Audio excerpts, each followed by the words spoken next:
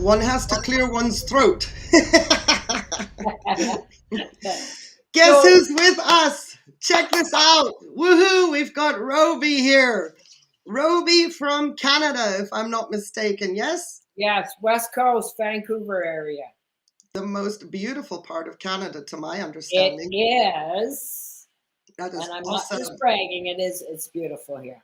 So, hey Michael, it's good to see you.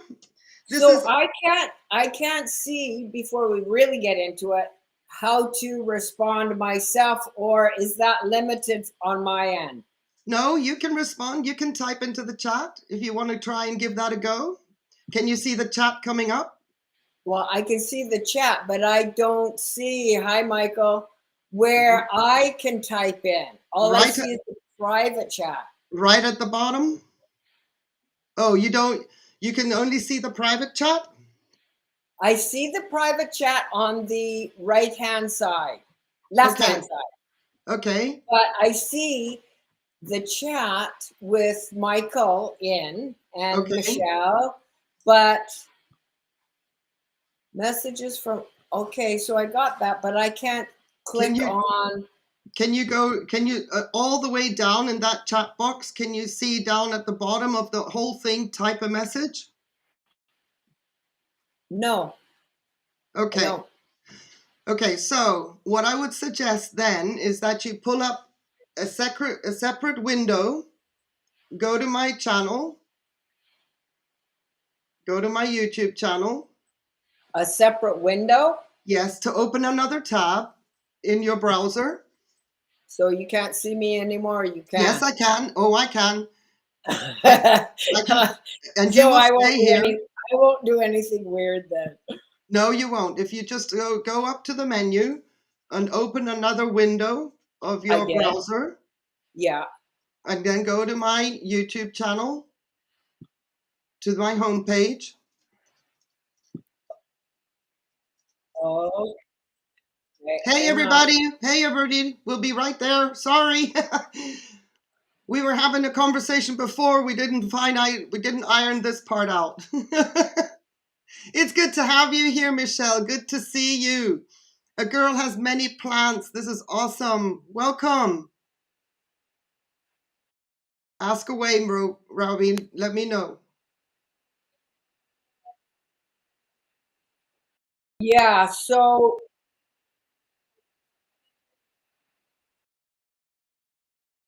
hi, Michelle. So you can see Michelle. I can see Michelle, Michael, and the girl has many plants. All right. Are you okay? Are you happy with that? Is there anything else that you are missing? Lynn Bristol, welcome. Caribbean, mama. Okay, so I have two windows open here. Fantastic. Are you on my YouTube channel in the home page? So should I close the other one? No. Stay with me. Just leave the other window open. And if you go to Ninja Orchids on YouTube. Okay. Let me know when you're there. Okay, there I see, but now I need to. Yes, and now you go on the menu. On the top, you'll see videos, shorts, live stream. You'll see. I'm already there. I can see myself, but the new window is really lagging.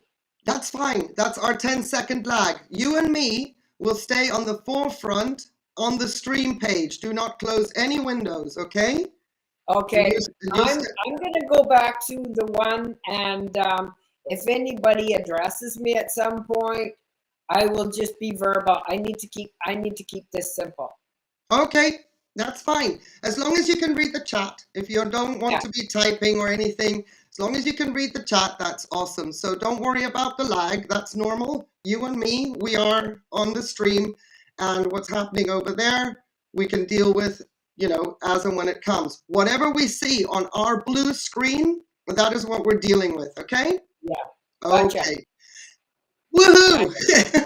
Time to rock and roll. ironing out the kinks here. So you're right. We can do a live stream about how to. Right. Okay. Yeah. It was my mistake. I was so excited to see things in Robi's background there. I was like, oh, this was awful. We were 30 minutes yapping away, and sorry guys, but I so appreciate your patience. It's good to have you here. By the way, Robi is the reason why we're here tonight talking about semi-hydro. All right, so I am going to once again refer to a script I wrote up earlier, just because my brain has been functioning like jello recently. So, just to keep my thoughts moving, word salad is calorie free, but it is not appealing to the palate. So I'm going to be reading a little bit, just for a little bit of, let's say meat and bones, whatever, skeleton about semi-hydroponics, just the basics, because Robi has quite a few questions, which may be questions that many people have, and we're going to go and do a deep dive. And besides, I have so many pictures of blooms, but because we've got Robi here, we are in for a treat. And there is Miss Kitty Cat as well, fur babies on the street. Amazing. Amina, it's good to see you. Thank you so much. Hi, Amina. I hope you're having a great weekend. Anyway, so script. I'm going to try and not read it in a monotone voice. Here's what I wrote earlier. What is semi-hydroponics, or better said, what defines semi-hydroponics? No, you're fine. You're fine. What defines semi-hydroponics? Is semi-hydroponics the only way to describe what the setup is actually about? Are there different variants that are actually different, or in fact one and the same thing, but we are making it appear to be unique or different simply because we are throwing out so many different variants and terminologies out there? Now, it's my hope that this stream, that we're going to be clearing up the terminology with that and clear up the different variants, which turn out to be one and the same thing. Because under the principle of semi-hydroponics, we will come across the verbiage passive hydroponics, passive sub-irrigation, and self-watering. So right there is the meat and bones of the stream clarified. The end. We can all clear off now. You're welcome. That's it. Literally, it's true. But anyway, not the end. Just kidding. However, it is true.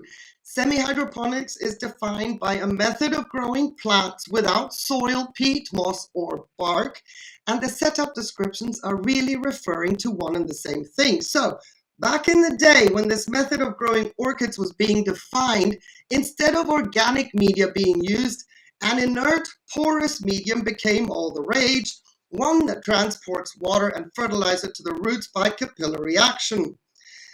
The method semi-hydroponics is defined by water and fertilizer being held in a reservoir and conducted to the roots as necessary, reducing labor and providing a constant supply of water to the roots. That is something I want to debunk. Excuse me while I clear my throat. Somebody's got a fur baby, I've got a fur ball. Anyway, I want to debunk that there is a reduction of labor simply because we want to or are growing in semi-hydroponics. It is a myth, which I'm going to mention because there's nothing labor reducing about growing orchids in semi-hydroponics if you don't want your orchids to cross the rainbow bridge after a couple of years of growing in this method.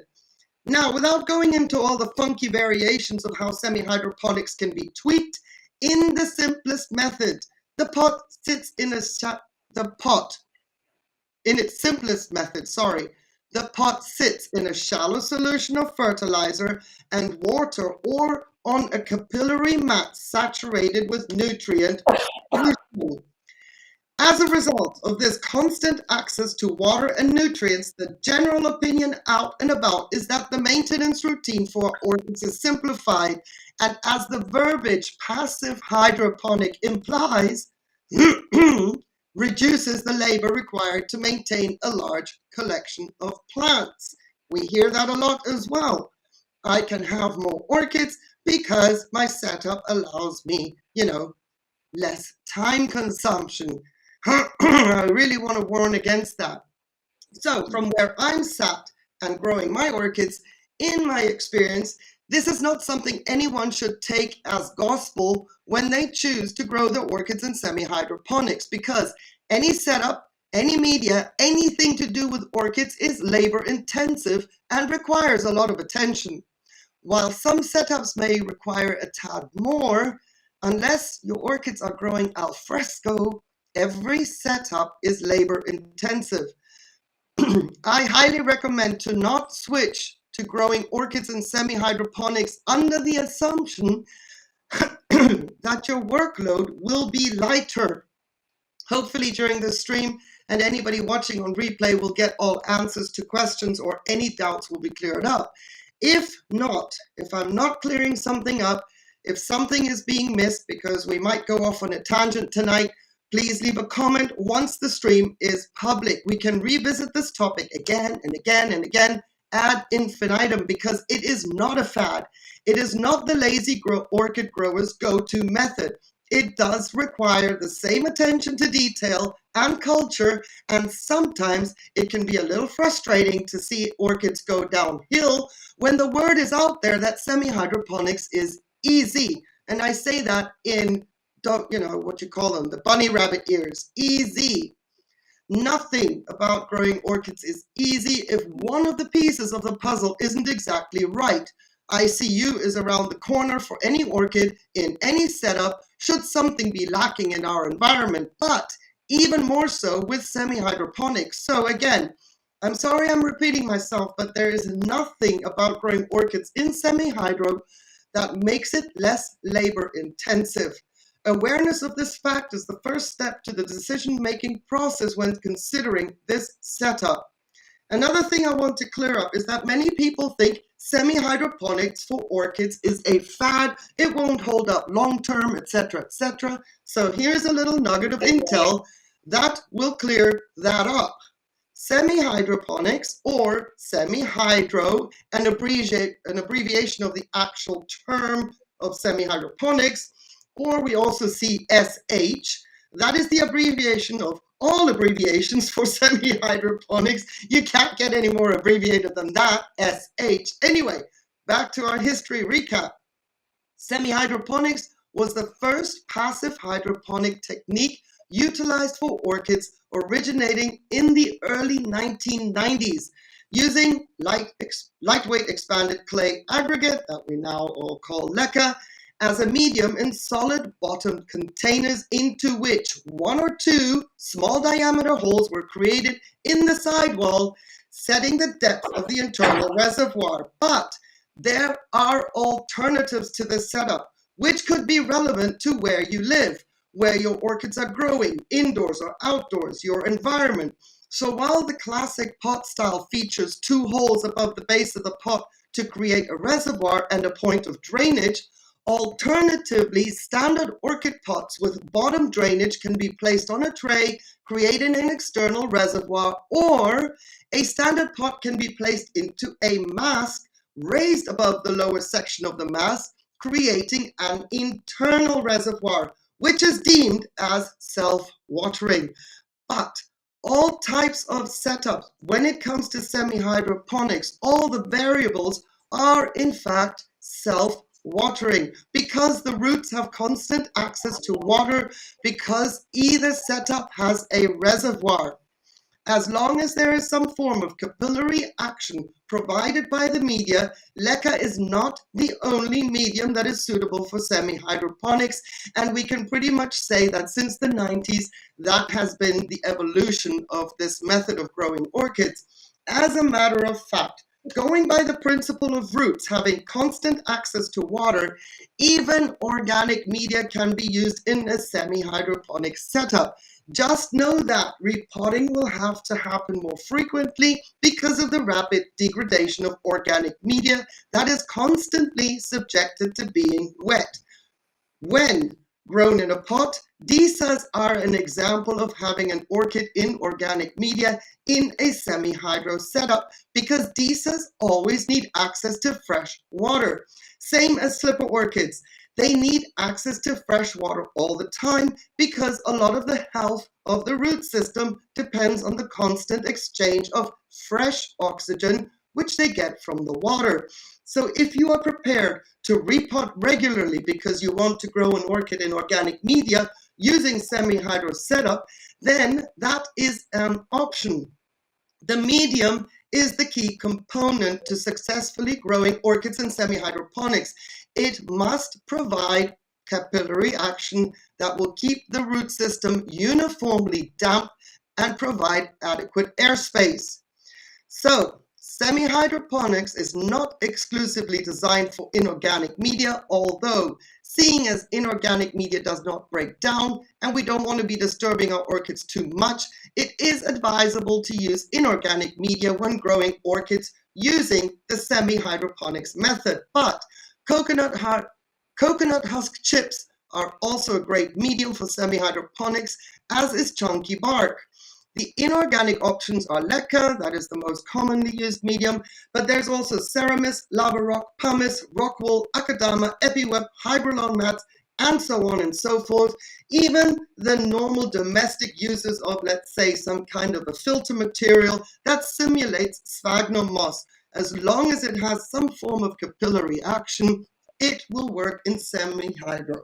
So, that is my little opening, my little script. There's probably far too much babble in that text, and we can break it down as we go through the live.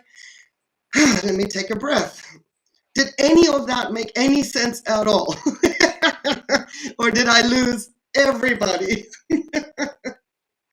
Question. Robi, sorry.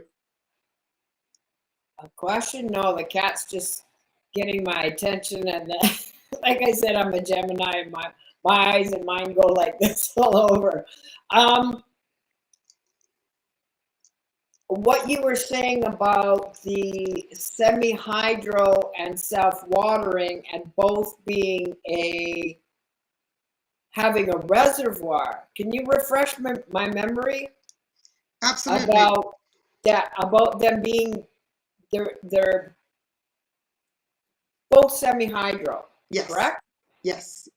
Okay. Anything and everything, no matter how you tweak it and how you put your pots, what style of pots you have, as long as you determine that there is a consistent access to water via the root system, it is semi-hydro.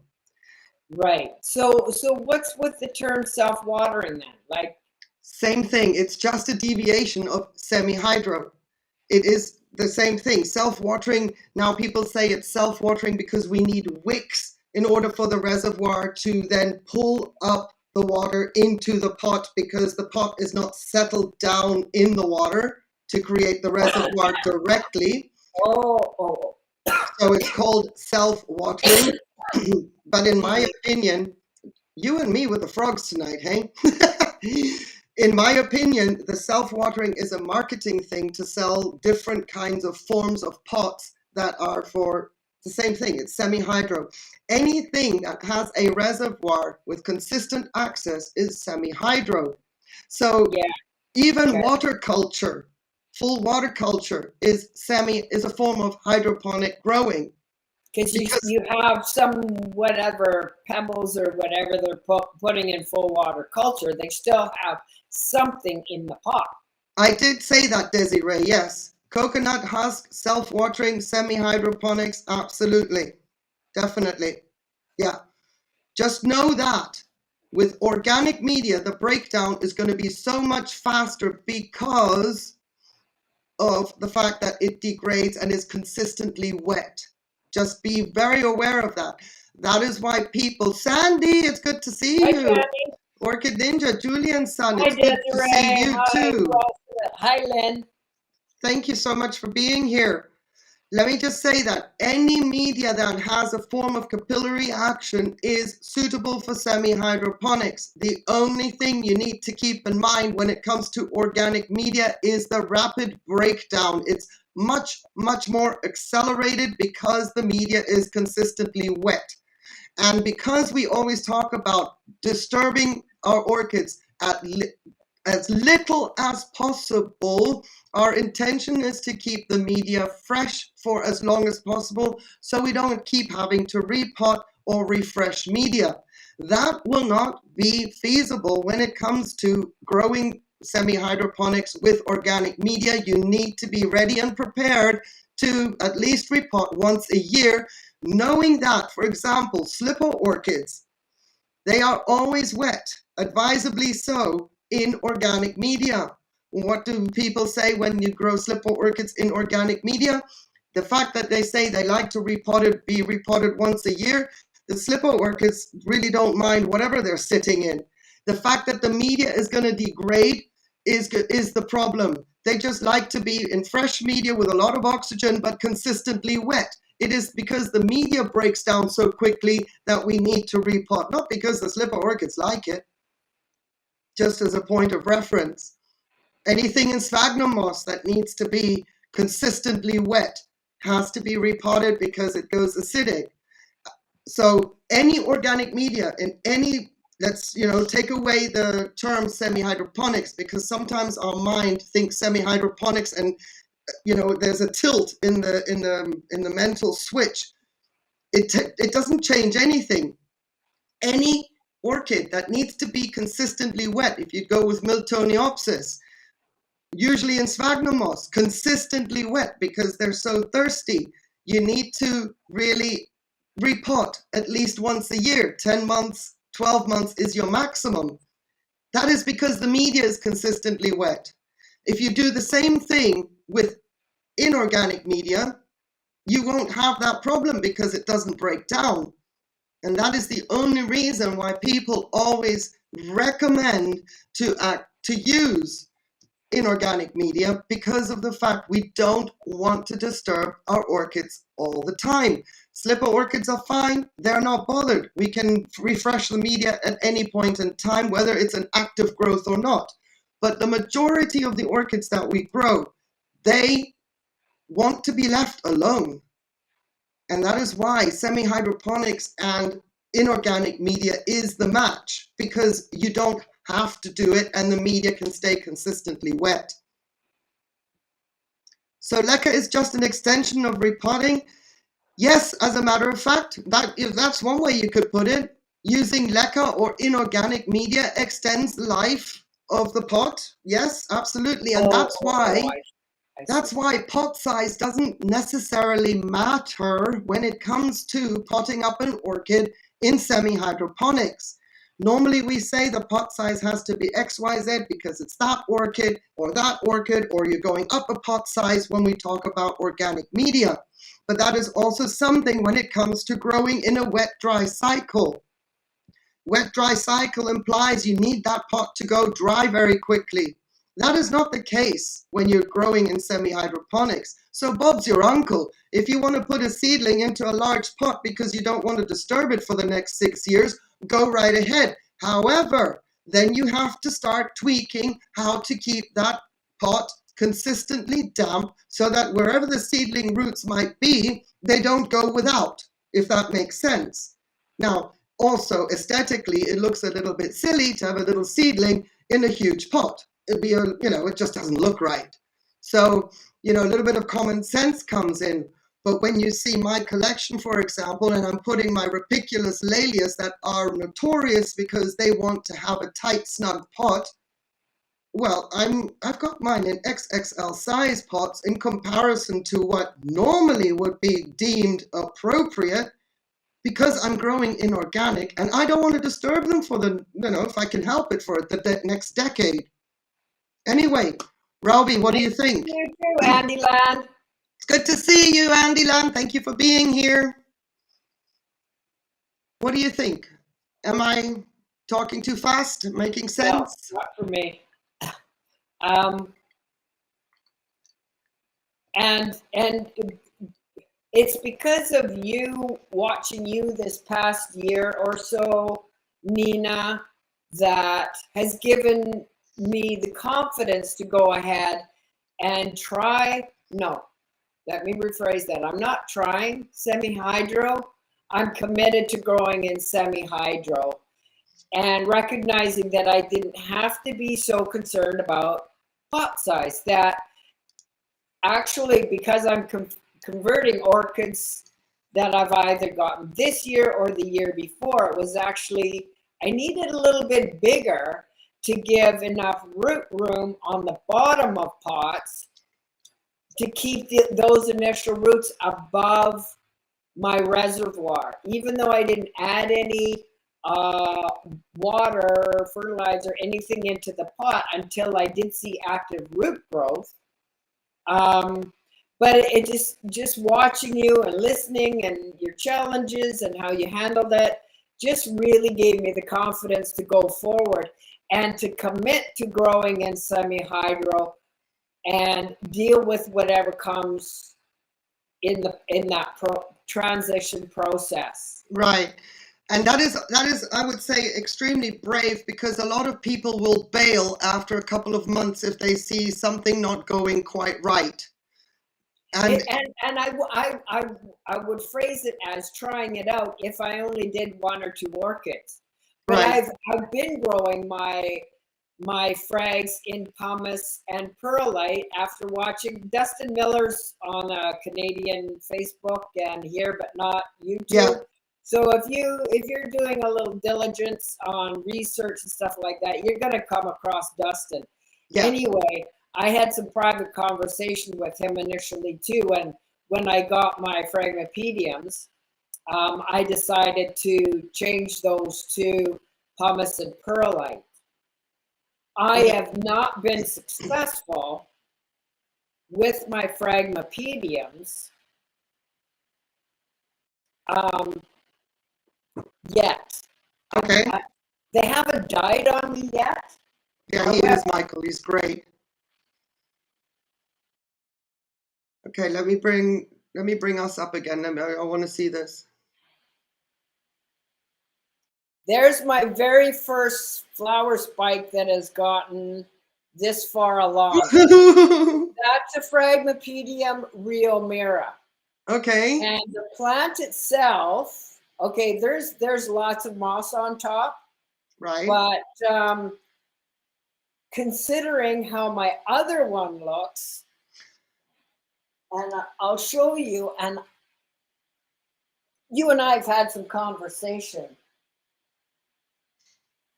Where did I put it? Maybe I hid it so you guys can't see it. It's an embarrassment. Oh my gosh. I moved it. So, but the leaves are yellow. Oh, no, I didn't. I guess I'm way more honest than that. My fallibility. But look how yellow. And that is an aborted flower spike. I've had 2 on my Phragmipedium Predator. These are my bucket list orchid from when I was like 16 or 17 years old. I bought this tiny little book on growing Phragmipediums as a 16-year-old. All right. And so I had to have one. I had to grow it because I thought they were just so cool and funky. But I am not doing a great job. All right. Of dealing with these and fertilizing and. Okay, let's troubleshoot. First of all, that was my first question. Fertilizing. Stop. The first year, I was way over fertilizing. I probably was fertilizing at 300 parts per million. Right. Almost every time. And then I really toned that down to 100 parts per million, but it wasn't sinking into my brain because I think I was still giving that every week as I topped up the water or every couple of weeks. Now I was flushing after I would, at that point in time, I was soaking right up to just below the rim right. of the pot with fertilizer, letting it sit for maybe half an hour, and then I was flushing out the pot. Right. But I was still doing that almost every week or 2. Okay. Still too much. Way too much. So, okay. So now what I'm doing is I will give it 100 parts per million once a month. then the next, and then I let it feed off of that for the week, and then I will top it up with just plain water that's been pH adjusted. Okay. Can And you then show the me next that thing, plant again? what? Can you And show me? then I give, after listening to you, I'm giving, in Canada it's called Kelp Pack now. Yes. Kelp Max. Yes. With the calcium magnesium. Very Yes. low. Yes. Okay, like 100 parts per million, 40 for the Kelp Pack and 60 for the CalMag. Right. What, and I heard you say this last night, is it can take months to show up what's been happening within the pot. Yes. Like lack of nutrients. When I first moved to this apartment, I was actually just recovering from surgery, and then we moved. So I had that early December, January 15th. So I was also away for a couple of weeks recuperating. Then we came back after New Year's,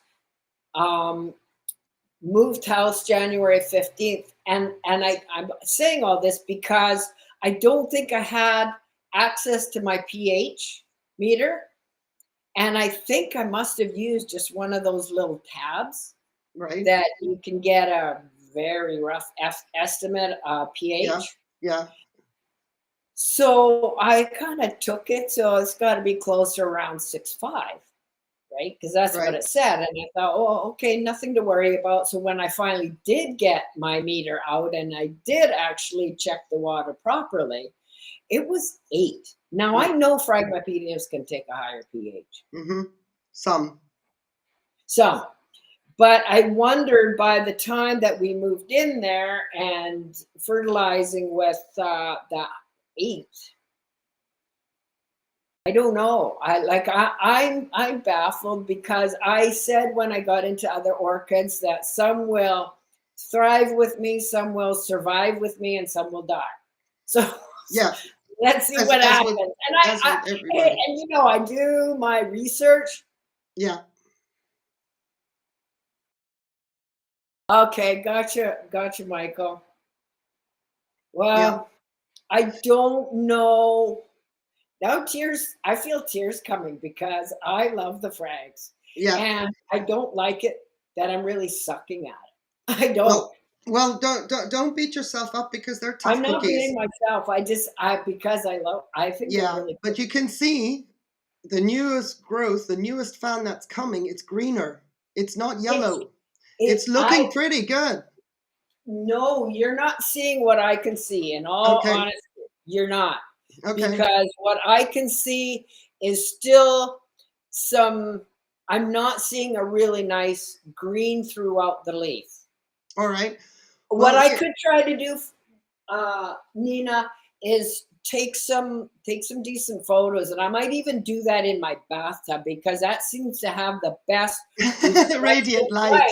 Yes. To see what is going on within that leaf. Right. Okay.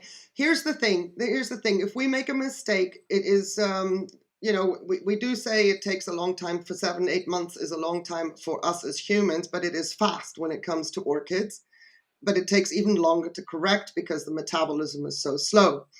So as far as I'm concerned, if you're pHing your water okay, frags or any slipper orchid being such slow growers, their metabolism is even slower.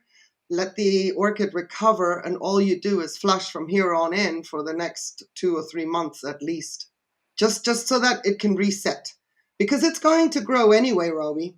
It's going to grow. Okay, Julie, I hear what you're asking, and I just repotted this one, and what you see closer to, I did this one 2 weeks ago, I think. 12/25, December 25th, I repotted it. What I have closer to the stem, because I know they don't like water sitting around up above by the crown is what I'm trying to say. So I just have plain rocks close by there. Okay, which don't so they don't absorb. They don't absorb. They don't hold water. Right. Let me show you this. Oh man, the lighting in here is really not that great. Michael Wong. Hey, it's good to see you. All that. There's a lot of roots, but there's also a lot of moss sitting up on top. I'm sorry I can't show Robi on her own, on his own. I'm sorry, but I'm sorry I can't do that because this software won't let me just show her. So it's not me trying to, hog the limelight here. So I can't bring her up on full screen. Okay. No, but you're fine. Okay. Michael Wong, I'm an odd one out. 0 fertilizer. Mine is 6 times bigger than yours. There you go. No fertilizer. You see what Michael Wong wrote? That's my buddy Michael. Hi, Michael. It's good to see you. Thank you for being here. It's good to have your support. Yeah. We've actually been chatting through Messenger. We connected through a Facebook Orchid group. So we've been chatting, I think, over a year now, but we've never actually met face to face. So today I went over there and boy, does my energy get activated when I get with someone face to face talking about orchids. There you go, Michael. I don't know if you were here at the beginning, but I did mention about doing organic semi-hydroponic. Yeah, it's possible. Good. I'm glad to have that confirmation. Thank you. Is that showing a better? Yes. I think that, the orchid needs a reset and you just don't fertilize and just pH. Now, Michael made a really, really good point. He mentioned that you have to know the species involved in that cross, as some frags prefer acidic water and others alkaline. So if you have the parentage and you can find that parentage out, unfortunately, then it would have to mean who likes what. And if one were to be alkaline and one parent would prefer acidic, you will have to then find the happy medium in between the two, which would be maybe 6.3 or 6.4, 7 being up and let's say 4.5 being down. And then you take the average. And that would be the pH of your water, if that makes sense. Yeah, you're right, Michael McCarthy. I'll go back and research again because sometimes I'm throwing so much information at my brain. That I know that. Some just does not stick, so I have to go and reread. And that's why I find myself watching yours and other people's videos over and over and over again.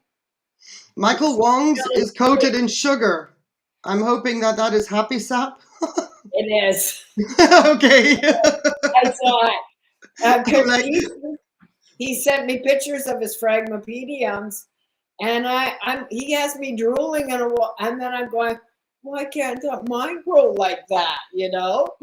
Well, fast forward 12 months from now, Robi, and you'll be there with yours. Promise. We'll see. Sometimes we do the mistake, too much love. We can kill them with love. And, our thing is that we see something on the internet and then we want to emulate that. And we forget that all that we see on the internet takes time. What many people then don't mention is that it took me 10, 15 years to grow this orchid. And this is why it looks the way it does, And then we see ours and think, oh, yes, because I made the mistake with my one and only Phragmopedium, thinking I'm here in southern Spain. It is a slow grower, but my temperatures will make it grow faster. So I fertilized it. And well, boy, was I wrong. Fertilizer, leaf tip burn and everything. And it was just a mistake. I don't even fertilize mine hardly at all anymore. I just keep every day now I pour fresh water through it, and that is it. I've only been growing orchids in the last couple of years, and I have really high expectations of what I can pull off, bloom, and grow when it comes to my orchids. We all do. I have very high expectations. We all do. And we should have that, because otherwise it would probably be, red flags everywhere. When you look at all the variables that can go wrong, we wouldn't even address the subject. But it takes a certain level of, indignation and confidence to say, I can do this. Yeah. And my background, having started growing plants when I was 12 years old. I've managed greenhouses. I've done farm work, a lot of extensive research on growing organically outdoors, but I also grew indoor plants. And there's an intuition, there's an inner just knowing and handling plants that you become familiar with. And orchids are a different ballpark. Totally. Yeah. So here's the thing. I was just going to pull something up to just, reiterate and make it sort of simple, because of all the, let's say, the mumbo jumbo earlier about semi hydroponics. And that's why I drew my little sketch here on my whiteboard. But no matter what you hear on the interwebs, when we, passive this, semi hydroponics, self watering, you name it, anything that has a permanent reservoir where the roots or the media is provided by capillary action to be consistently damp, is semi hydroponics. Period. Okay. You can have it with the classic 2 holes, as here with my fabulous Van Gogh. You can have it with your regular pot, so you don't have to throw out your old pots and then have this investment on top of everything else. You can use your regular pot that has drainage at the bottom, as long as it has a dish that's always filled with water. Orchid Top is a classic example of a semi-hydroponic grow method, and it's got holes all the way around. It's just a network of sticks holding the media in, but there's a dish and there's constantly water in there, so no need to even throw your old pots away. If your old pots, for example, were to have the lines, as sometimes Repot Me has these pots with the lines for aeration and all that.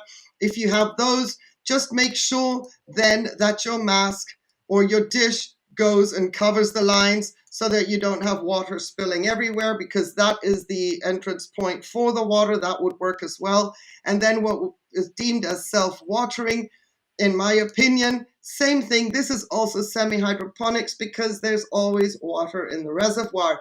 And again, I say always, and I'm using bunny ears, always, the media has to stay damp. How you achieve that is up to you. If you don't want to have a reservoir, make sure that you are flushing every single day to keep the media damp. But if you are, filling a reservoir, then make sure there's always water in there. The media per se should never dry out. And that is pretty much semi-hydroponics, no matter all the variables of who does what with their pots and where their reservoir is. As long as there's a reservoir, it is semi-hydroponics. Just to take the confusion out about terminology, that all sounds a little bit, what does that mean? What does that mean? This is as close as I got to the 2 holes to semi-hydro until September. Okay. The PET method with exactly. And it's all organic media with the exception of what is in the reservoir. Yeah. So I was going to ask you about the two holes when it comes to semi-hydro. What's the advantage of having a setup like that? Like, you just have one container with the 2 holes that you can flush out the reservoir. I know for me, growing in an apartment, that didn't make sense to me. And I did not want to have water leaking. Yes. And that is why in my setup, I have my mask. And when I say self-watering, I'm just going to continue with the terminology that we've all been used to. And we're all just talking semi-hydroponics, no matter what I'm describing.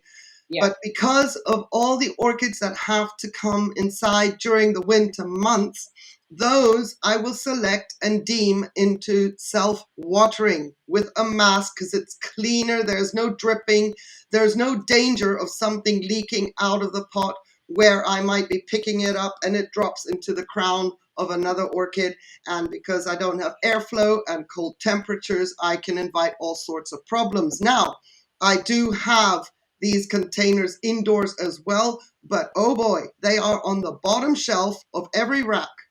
So if I do have to pick them up, I don't have the danger of making a mistake like that, as my orchid tops are on the bottom shelf, and even on the bottom shelf, all my semi-hydro pots, the classic with the holes, are on a tray, just to be on the safe side, because you'll never know. As sure as I'll get out, I would be dribbling water all over the place. And here's another thing. With my semi-hydro pots, the classic pots, okay, I put my tags always where the holes are, so that as I transport them, especially during the winter months, that is where I know where my holes are, because based on light trainings, my pots don't always face me with the holes because the orchid is growing the way it's growing in the pot. I want it to grow in another direction. So my pots are all askew. My tags are never lined up. But to pot an orchid up, put your tag where the holes are. It gives you a visual reminder that if you have to pick up the pot, just to be on the safe side, you tilt it towards you, avoiding any dripping. And then it's another safety catch. Yeah. Now, Michael says I'm reading what Michael said, Nina. Yeah. And the 2-hole container holds less water in the reservoir, but does it really? Because you can have a 2-inch reservoir before you have your holes, so you still have a fair amount of reservoir. Exactly. Yes? I agree. I have to agree with that if you get a new container, you can actually tailor make it to what the needs of the orchid is. If it's a very thirsty orchid, if it's a very big one, whatever it is that is going on, you can actually tailor make it, and there's no need for the holes to be at 2 inches, or it can be 5-10 inches if you so choose, if that is what you want to do, depending on what the orchid. So I don't go by the measurements of what is recommended. Oh, I can't. I'll have to process that through my brain, Michael, because I have a sense of what you're referring to.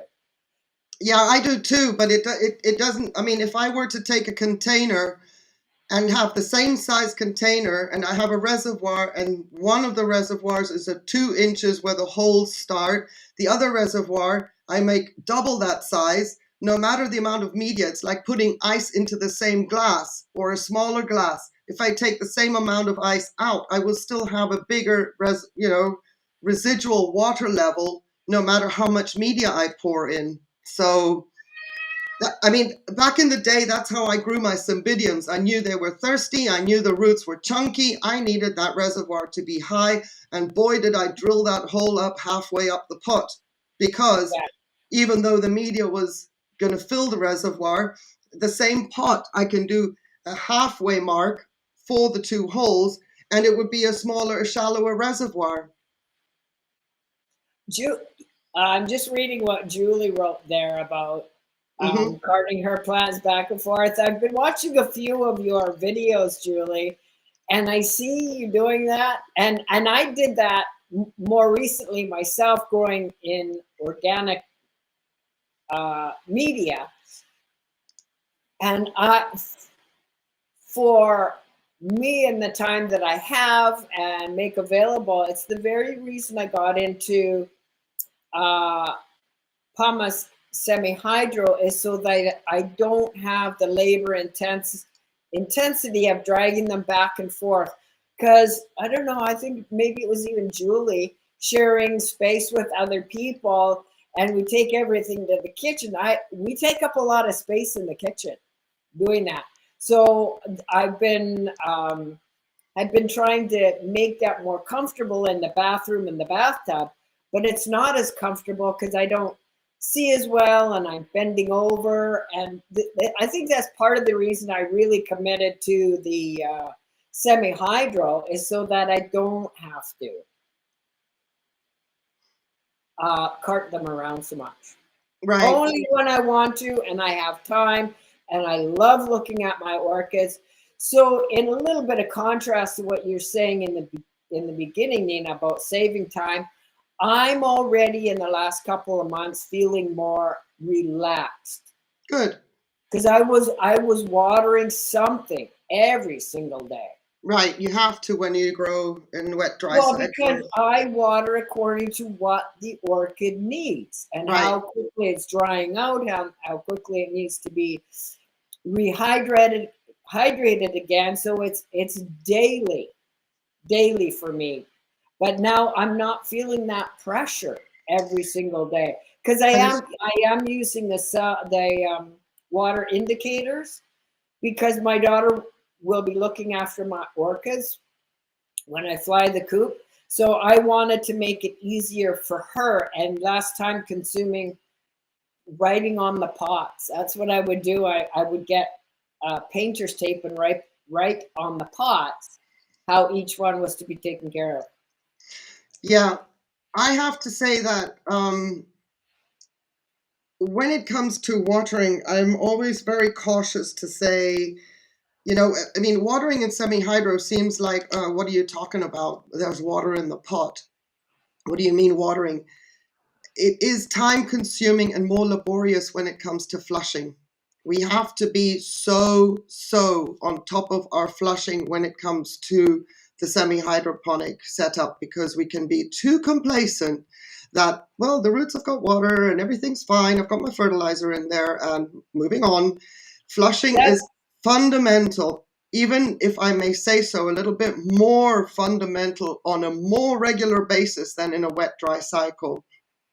Depending on, again, how much humidity is in the atmosphere. That is super important. I do have good humidity. I'm fortunate. And I live on the west coast of Vancouver. And so it's pretty wet coast here.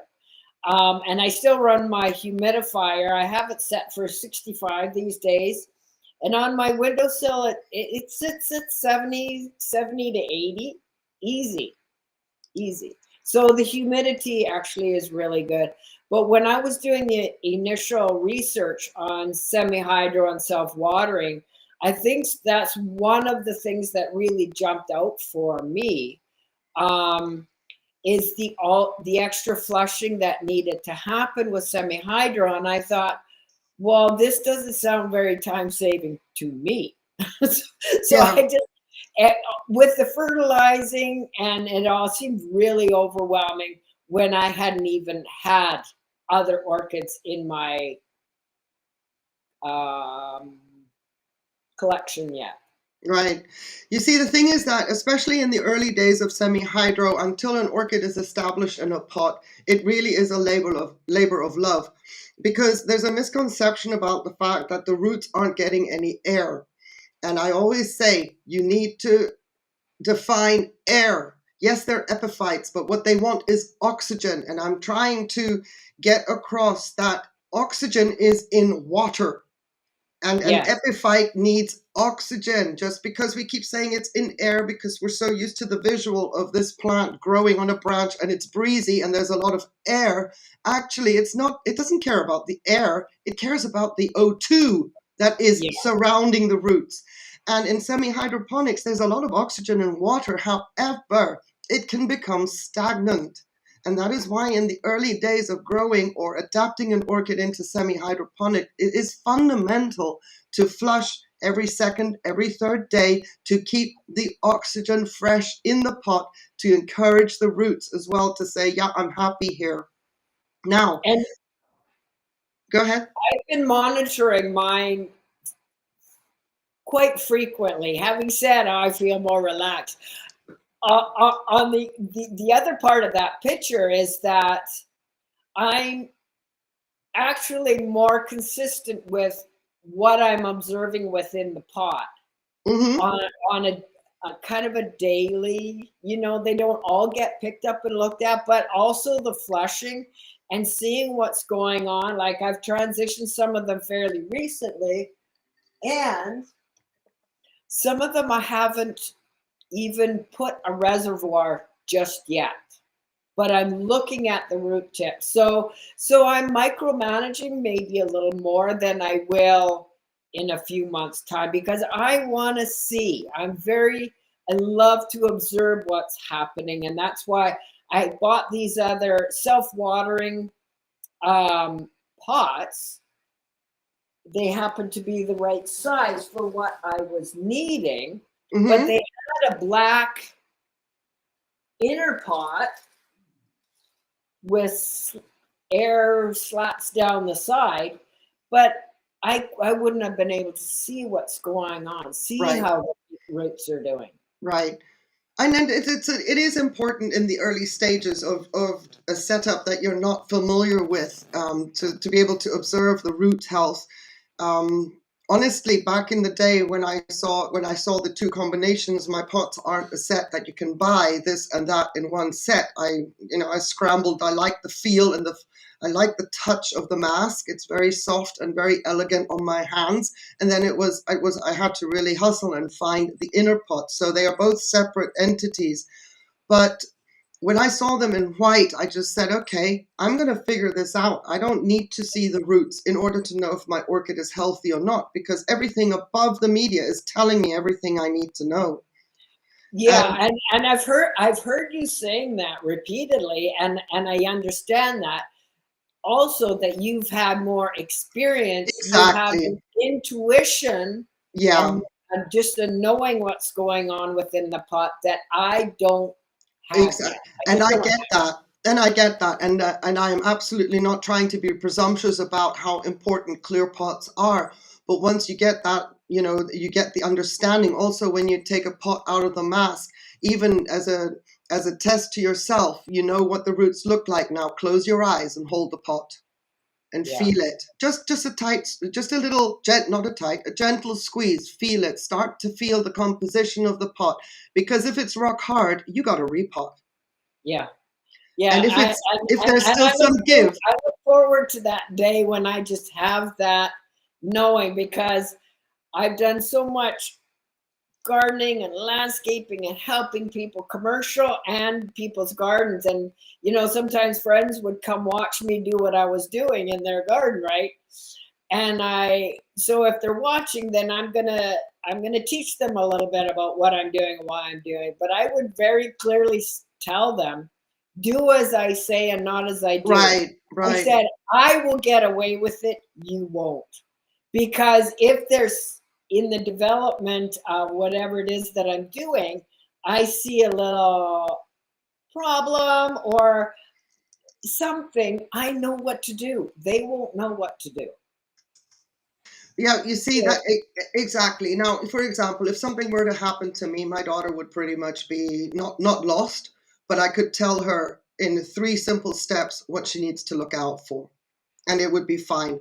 And that is the beauty, to be able to say it gives a little bit of peace of mind if you do need to, step away from the collection. If you're going on vacation or something, you can actually do that because your orchids are established in a system that is not going to dry out while you're away. Personally, I get bored after 5 days. I need to get back. Actually, I'm stressed just thinking I need to leave for 4 hours, but you know what I mean? Back in the day when you're thinking of vacation and you think, oh my goodness, what am I going to do with my orchids? It's impossible, right?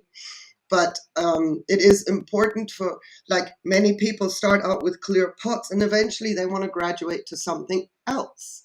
And that is why it is so nice at the beginning to start to get a feel for what is the orchid looking like at the top? How does the pot feel? Because not necessarily, even if a pot has a little bit of give to it, does that mean the orchids are fine? The roots could be dead with give, especially if there's give and the roots are dead. If they're healthy, there's give, but the foliage is looking nice. Now, I'm going to probably go and put most of my bifoliates that are struggling in leca because I haven't figured it out. So that is where I'm saying it's not just put the orchid in the pot, happy days, watch it grow. I haven't figured out some of my bifoliates, and they are declining. If I want to save those orchids, they have to go into bark. And I can't do that right now because there's no active root growth, but it's coming for when the time comes. I'm going to have some bark ready, and we're going to see a saving action of 2 bifoliates that in the last 4 years have shown me nothing but decline. And then there comes a point in time. Go ahead. No, I think you showed them over the past couple of months, the ones that are declining. Okay, but months. Now, how long have they been there? How many seasons have you grown it there? Because sometimes an orchid looks like it's declining, but it is adapting to the new setup. So there's difference. There is a difference based on how long it's been there. It can grow a smaller growth, for example, simply because of the repot stress that would happen with any setup. Or it can do that because it's adapting and creating a new root system to match the new setup. So that would be one growth cycle with a bit of a smaller growth, maybe not even blooms. It is the second year then that is important in the observation to see if the orchid is adapting and the root system is absorbing. I did, Michael, yes. Nancy, Mike. Anyway, I have to step out for a minute. Sure, go ahead. You can. Yes, absolutely. Have a chat with Michael. I shall entertain. Yes, Michael, the things that you hear on a live stream, either you're here, it's like be here or be square, I tell you. But yes, definitely I have plans to, I don't know, I only get massive sizes of bark at my garden center, but for the purposes of saving 2 bifoliates, I'm probably just going to try and see if I can bash them up or something like that, because I don't get the nice bark here at all, and I'm not shipping it in. No way.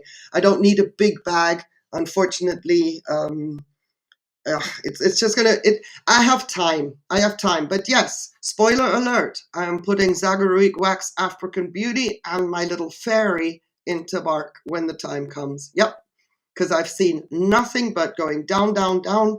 So I won't say leca and self-watering hasn't worked, but what I have done is it hasn't worked. I've tried to tweak it and I've tried to figure things out. My other option is if I can't get the proper bark without having something in the shed that's just not going to be, used for diddly squat, I may just go to lava rock, even though I don't like to use lava rock for chunky roots, especially if we get the vigor back, then it's an issue because it destroys the roots. But when it comes to saving orchids, the other option is lava rock. So we've got some Michael Wong basic Vanda equals no vacation. That is a downside. That is correct, Andy Land. And Michael Wong says that your humidity, I'm guessing, is at 50%. And the media is still damp, the reservoir is empty, yeah, but the media never really goes dry. That is something else I really want to emphasize when it comes to adapting orchids into semi-hydro, that even if the reservoirs are empty, like most of mine are at the moment, my media is not dry, ever. My microfiber doesn't dry out. As long as my microfiber is slightly damp, everything in the pot is damp as well. So for the small fine bark by reptile, bedding bark, sterilized and cheaper. Thank you, Michael. I appreciate that tip. I will go and check out the pet store, but I need chunky bark. But they may have bigger bark as well for big snakes. I don't know, but that's a good starting point. I appreciate that. Thank you. Julian says that, Michael, I've had my share of trichopilias aborting their new shoots. Yes. And it wasn't calcium deficiency, because we talked about that, Julian, if you remember. It suddenly stopped when I put them in an aquarium with 80% humidity. That is crazy. Because what I think to have bought as a trichopilia, of course, it could be a bulbophyllum. It hasn't bloomed for me yet, but I had exactly the same issue, but not since I put Akadama into and around the surface, raising the humidity at the surface. And I thought it is possible it was too much humidity or a lack of calcium. Wow, that is interesting, because we had the same problem. And my Akadama has raised the humidity around the plant, and you put it into an aquarium. Interesting. Woohoo! I don't know if I got a Trichopelia. It hasn't bloomed. I bought it as one, so I'm caring for it as one. So anyway, I can see that I took a screenshot here of your email, but Robi, I think I've covered it. All the questions in there. Wait. And you have more, so I can close more. my screenshot, make some room on my desk, which is awesome. So now we can go to your other questions. Go ahead. So, with the evaporative cooling, right?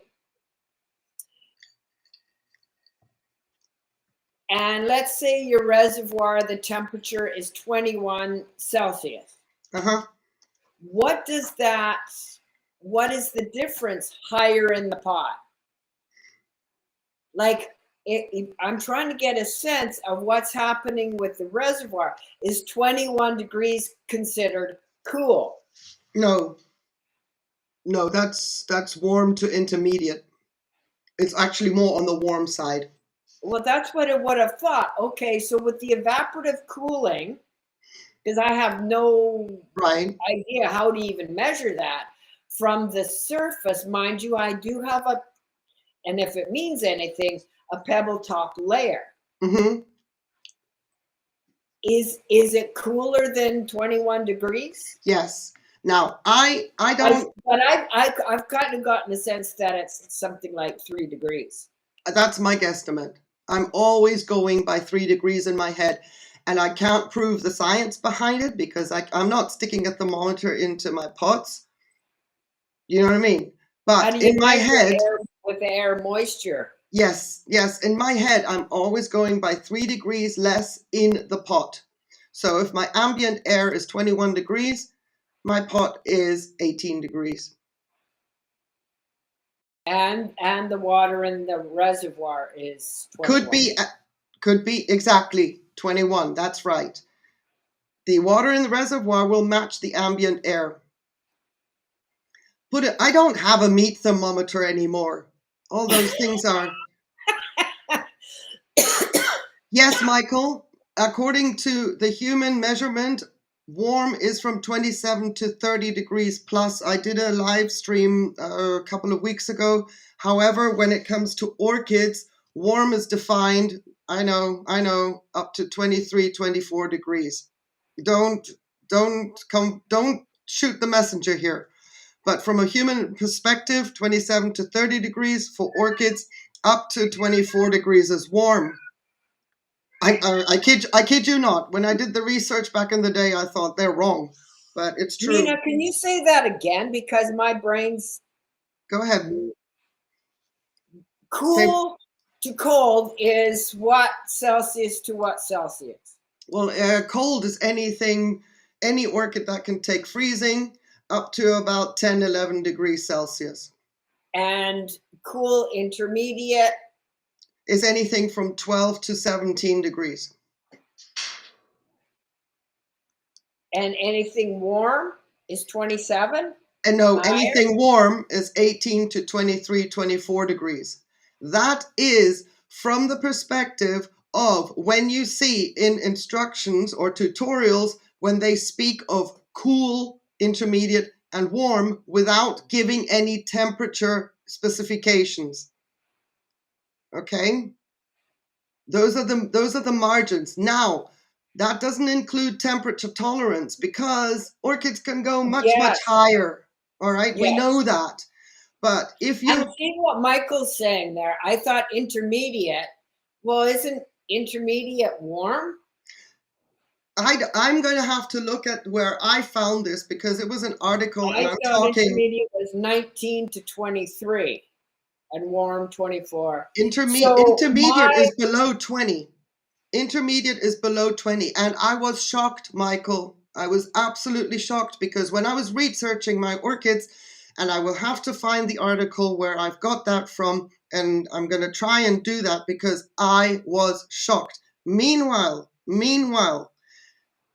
this is from the perspective of people just putting in cool to cold grower, intermediate, and warm grower. All right, they're not talking temperature variables.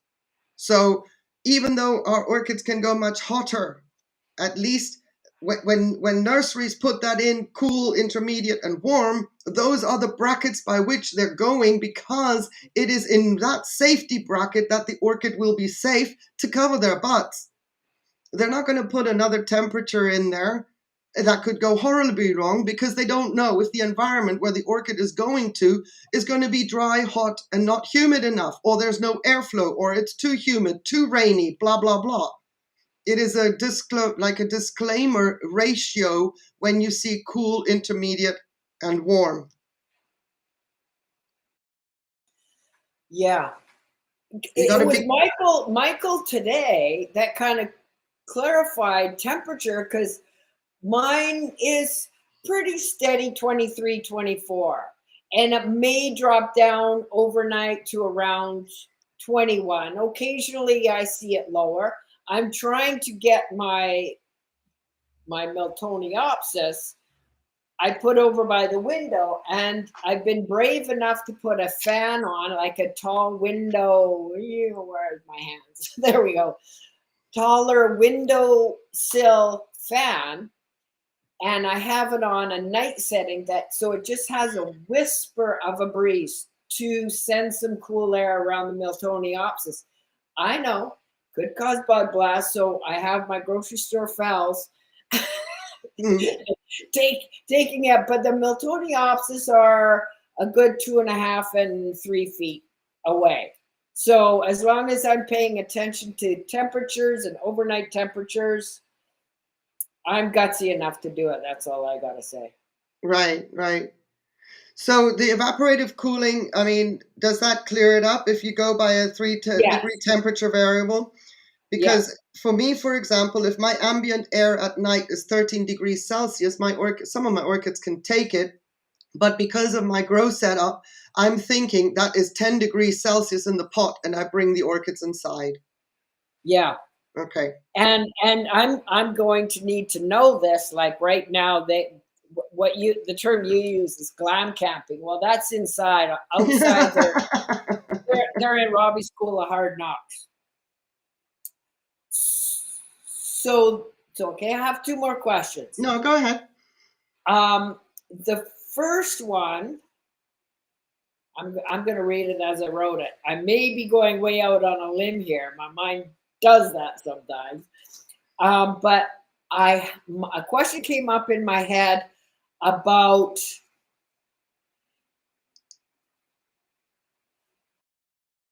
is there a kind of buffering in organic media such as bark and moss mixtures when it comes to nutrients, fertilizers in the pot versus inorganic medias being more immediate and direct, because there's nothing really absorbing? I'm wondering if it's more potent in a semi-hydro self-watering system. Okay, can you repeat that again? Just is take your time. Buffering effect in organic medias when it comes to nutrients and availability than inorganic medias being more direct and more readily accessible? Yes. I don't know how yeah, I hear you. I hear you.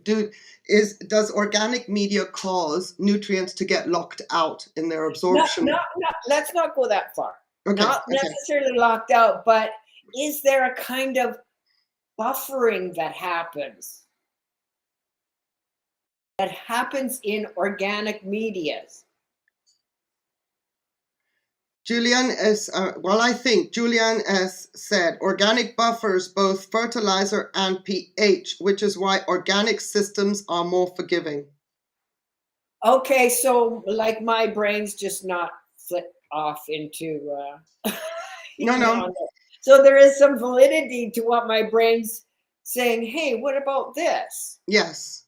Okay, so I was going one step beyond that when I mentioned locked out, so we weren't going there. Not that far. Okay, all No. right. Okay. So yeah, Julian, I that makes sense in my head. That would be a bit of a buffering effect versus an inorganic that's just all the nutrients are right there. And either the roots are going to take it up or not. And yeah. Okay.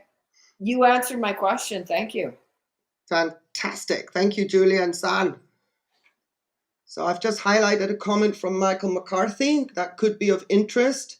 I figured it out. It took me a while, and that's why, Robi, I'm sorry I had to repeat the question because I was trying to highlight this comment based on temperatures and what I said in comparison to what the American Orchid Society said. Hang on a sec. I got to take a picture of that. Yeah. Especially because we have to convert, Michael. Yes. Oh my God, I see my face. Okay. There's nothing wrong with your face. And you got your beautiful neck wrap behind you, your fur. Oh, my real fur. fur, yes. A wildcat.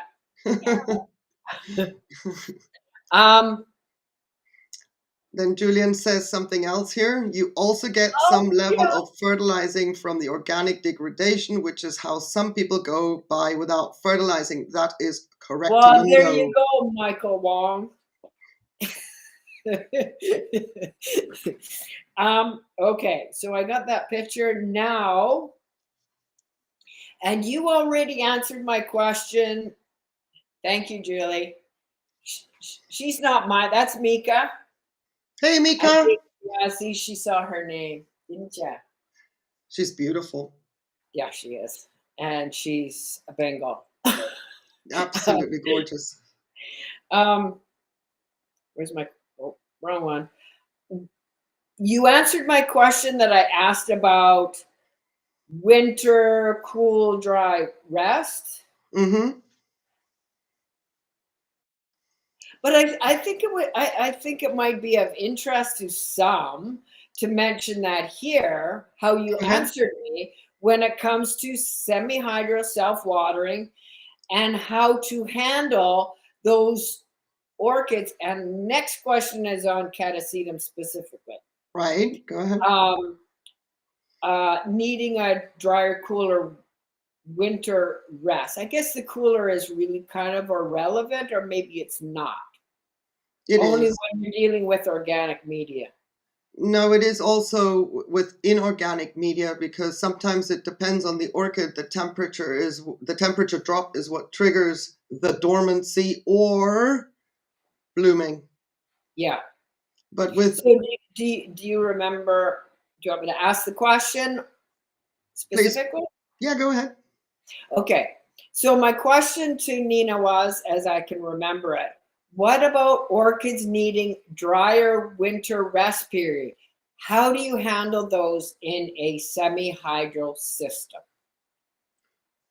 They don't go dry. The media cannot go dry. The reservoir can remain empty as long as the media remains damp throughout. And all you need to do, as opposed to keeping the reservoir filled with water, is on occasions, and I say that depending on your conditions and your temperatures, on occasions, just flush the pot through with fresh water and put it back, keeping that reservoir empty. The on occasions depends on how cold it is and how long it takes for whatever you flush through to start to dry out slowly. Now, in my case, that can be every 10 days to every 2 weeks before my microfiber starts to feel, it's still damp, but I can just barely feel the dampness, if that makes sense. It's not dry. So is that the microfiber that's running from the reservoir into your pot? Yes. Into your media? Yes. Okay. So that will feel just barely damp, and then I know it's time to flush. While the microfiber feels barely damp and it's not dripping, I can't wring it out. While that is that way, when it gets to that point, I just flush the pot through, because the roots in there are not accustomed to being surrounded by dryness. The velamen cannot take any dryness, as opposed to the same orchid having roots growing across the surface of the pot, and though that velamen is hardened off in a different manner. Velamen that grows in a semi-hydro pot that is accustomed and has grown in a damp environment, the moment that dries out, it will desiccate the roots and kill it.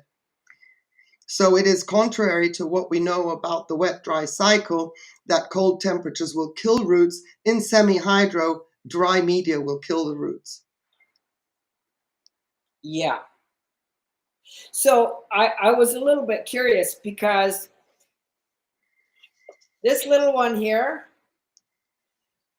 I bought a couple weeks ago after a nasty snowfall, me getting to work and home again, with absolutely no issues. And I was just praying to the goddesses every which way to make sure nobody was in front of me, because I have 2 lights at the top of a hill that would just not be fun to have to stop and try to get going again, even though I do have brand new winter tires. So this was my celebratory 1250 orchid. Now I promptly, I did have a little bit of water. I didn't think I'd put any in the reservoir yet, but I promptly brought it home and pulled it apart and stuck it in pumice. And she's a cutie. Yeah. Actually, all my smaller ones are yellow. But I was thinking I hadn't left water in the reservoir. So I was just wanting to pull it up and surprise myself at how much moisture the pumice would still have 2 weeks later. I have 3 different, and I was going to set those aside and pull them up and maybe show, maybe another time. The 3 different pumices that I've been able to access. One I buy at a garden store that is very similar to what Elke on Orchid Saga buys. I can also get the much smaller type that he uses for Miltoniopsis, and the ones wanting a lot more moisture. I have that one, but there's also another one that I bought through Amazon called Holland Basics. Now it's smaller and whiter than the other pumice. So I'm going, I wonder if this one's not as good as quality as the other pumice, because it's so much whiter. And I actually think I need to write them an email to find out more about it, because it actually seems to be very effective at wicking up water like the other grayer type. It just depends. The pumice can be a different color depending on where it is found or where it is harvested or mined, etc. It depends on the minerals. Yeah. Pumice is basically very, very old lava. Yeah. If we want to, I'm not saying lava rock. I'm going to fire them an email when I get a few moments and remember, just to see what they have to say about their type. Yes. Like, where do they get it? Just out of curiosity, because there seems to be a finer whitish powder with the Holland Basics type than the other one. The other one, I flush it clean, but it's actually quite clean. Right. Anyway, that's an aside. Okay, so are we done with the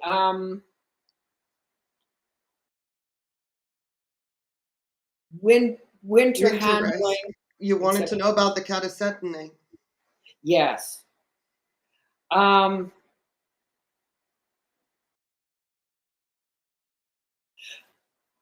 I've seen your previous videos, but just for the sake of conversation here, how do you handle your catasetinae through winter, through to spring, when you get new growth and roots starting?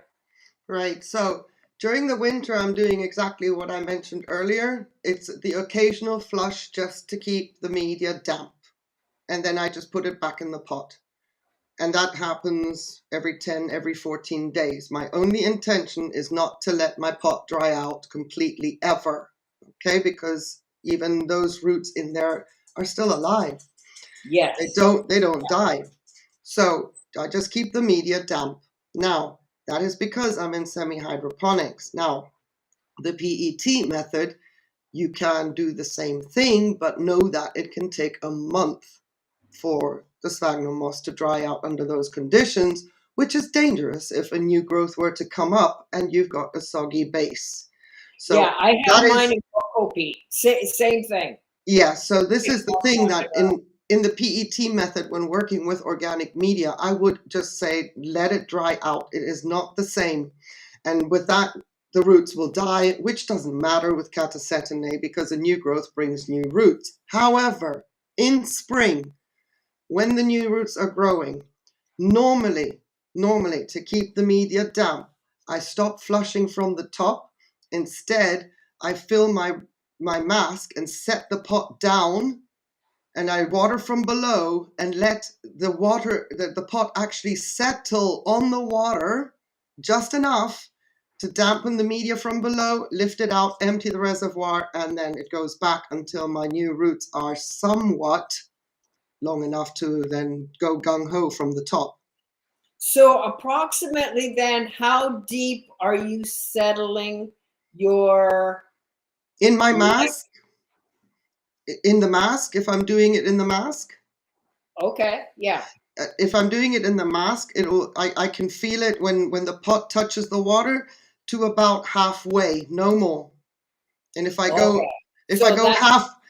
halfway, that's pretty risque. That'll depend on the size of the pot. I would prefer to, just barely. Yes, just barely let it touch, let it absorb and wick up a little bit, and then take it out. But definitely not from the top. Because I don't have any in inorganic media yet. So being familiar with the PET and a little bit, if the pseudomoms go too wrinkly, then I can put a little bit of water. Yes. I could use a syringe even. If I was that paranoid, I could use a little syringe and squirt it in through the bottom, or sit it in a little shallow dish. That's what I recommend. Sit it in a dish and let the water sit it and fill the water just above the holes and watch how the water level drops. That's all it's going to take. Okay. PET. I have stones in the bottom. I have 2 holes right there. So when I'm full on watering, and this is cocoa peat. So when I'm full on watering, I just water from the top and it spits out the bottom. I was lucky enough to find these baskets that are solid, like patio back, long, 2.5 feet long, that are completely, there's no drainage in them. So I can carry 5 of my orchids in this PET method, pull them over to my outside storage bench, and put them on there, and they're not wobbling and falling because I didn't want to hang and handle every single one. But this is an amazing job. So I did this with my Telonia. I would say spoiler alert with regards to it's going to come in a video, but this is what I mean about, you got the semi-hydro, you got the holes, you've got an orchid that is sensitive at the base. You don't want it to rot out, but you don't want your media to dry out. So at the end of the day, I put it into a dish like this and pretty much fill up with water. And of course, it takes another clip then, which in editing is awesome. In a live stream, not so much. But yeah, when you then fill it up, the water level dropping as it absorbs. I just fill it up right to a certain level of the holes. I guess I'm doing this slowly because I don't want to splash anything over the rim of the pot. And the water is a little bit on the green side because that's the last of my rainwater, which has a little bit of algae in it. But now, even without doing it in fast forward, you can see how quickly that water level is dropping. And that is everything, yes, exactly. That's everything filling into the reservoir, and that's all it takes. Take it out, done. Because then the wicking material of the pot is going to do the rest within the pot. Do we sound funny, Desiree? Make it a sense up.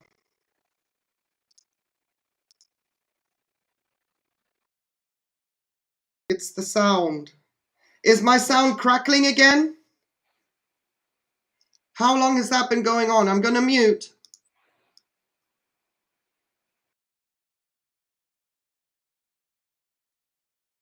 Yeah, it's because it's muted.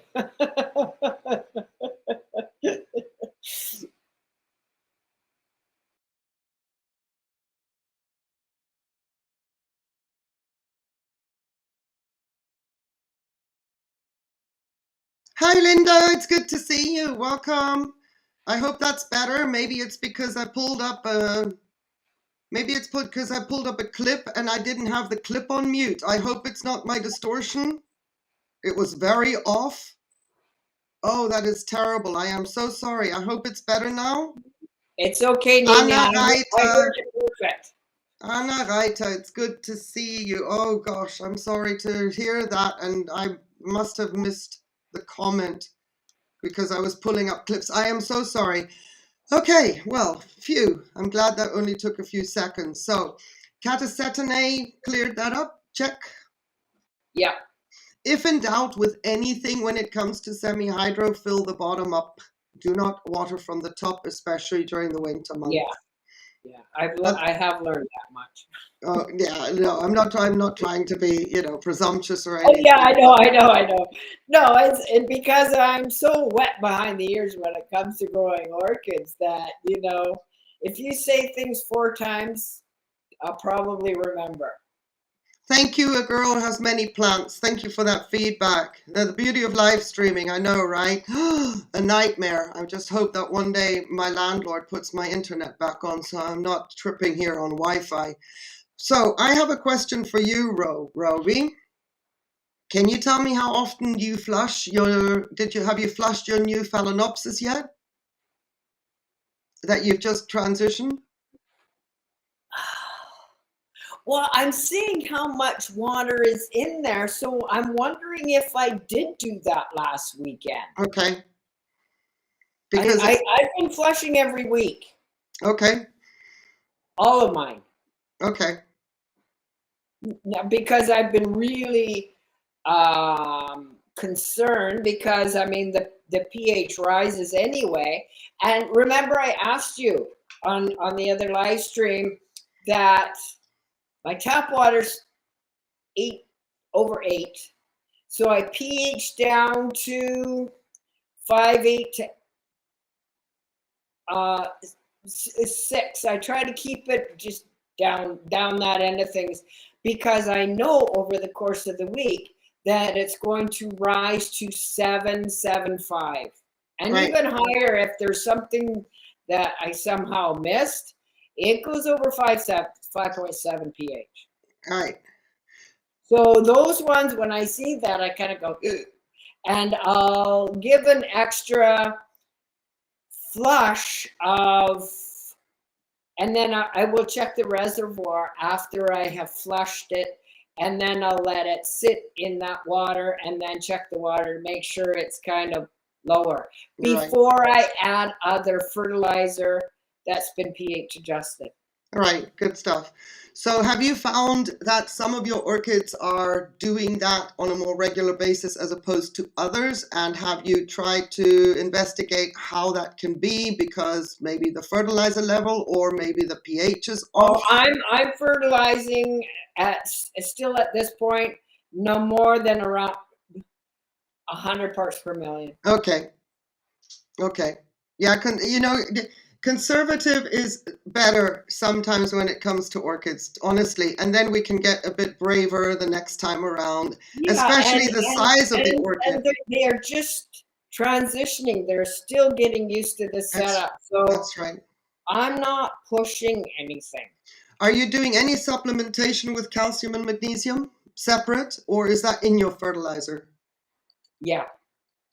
Now there's a question actually that you asked, because I started to do that again, and this was really a conversation for yesterday about the CalMag. So let me back up about what I did more recently. Oh, and actually have been doing for a while. When I repot or get new orchids in or whatever, I am doing the Kelp Pack and CalMag soap before I repot. Okay. So my Phragmipediums, they get that once a month regardless. Again, 100 parts per million, 40 Kelp Pack, about 60 CalMag. Now, I was doing my own mixing with hydroponic fertilizers initially, and then I bought some MSU, and I've learned to go privately to people and ask, hey, what are you doing? What about this? What about that? Because I prefer to think that I'm getting a straight up all the information, right? Versus asking on a Facebook group or something like that, where people might not be so forthcoming about what they're doing. Right. So when somebody responds privately and says, this is what I'm doing, blah, blah, blah, I take it at face value. But I still sometimes wonder whether I'm getting the whole story, because MSU supposedly had enough CalMag. Some people weren't, some people were, so I was.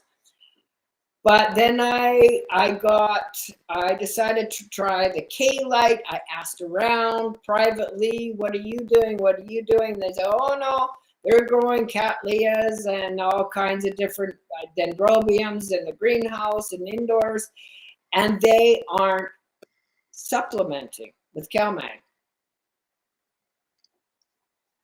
And I went, okay. So, I will work with that. Some of my orchids were already having difficulty, and now I don't know if this one, because may I show my other fantastic bloom right now? Absolutely. I mean, I've been wanting to get there, but I didn't want to rush you with questions or anything. We're here to answer questions, but dang, yes, share. This one makes me look good. Before I show the other one that's been in my collection for almost 2 years now. I mean, I have your folder on my desktop. I'm itching to show the blooms, but no, go ahead. I mean, people, look at this. I got a division from a friend of mine. Look at this. It had 5, and this doesn't even show it off. Hang on, I see your question, Sandy. If I can.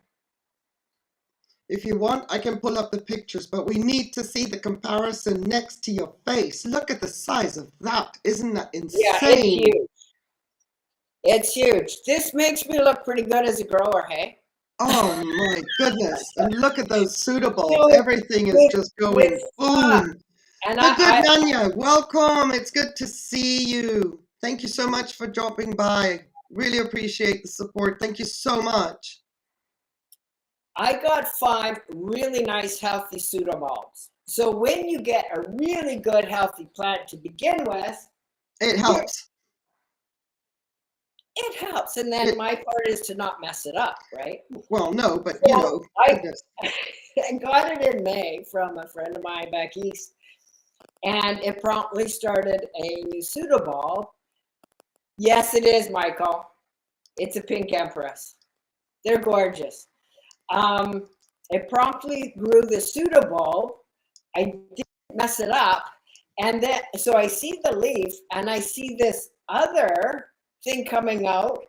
And I went to Pat, my friend, and I said, Pat, I said, is that another leaf or a sheath? She goes, she says, that's a sheath. The flowers are going to be that big. They have this huge sheath that comes out that just looks like another leaf. Yes. That I think there's some breeding in the background, but this is a pink empress, BLC pink empress. Nice fragrance, quite floral. Look at that lip, guys. Asking me about the temperature. Sandy, are you asking the temperature on my grow shelf? And I'll just answer that straight up. My temperature is usually 22, 23, sometimes 24, and sometimes 21. And it's pretty consistent at those temperatures. So I understand from what Michael Wong said today is that my temperatures are a little bit on the intermediate side. Not warm, but intermediate at those. Thank you, Amina. At that temperature, am I right, Nina? I wasn't paying attention. I was responding to a comment in the chat. Please, sorry. Repeat. Sorry.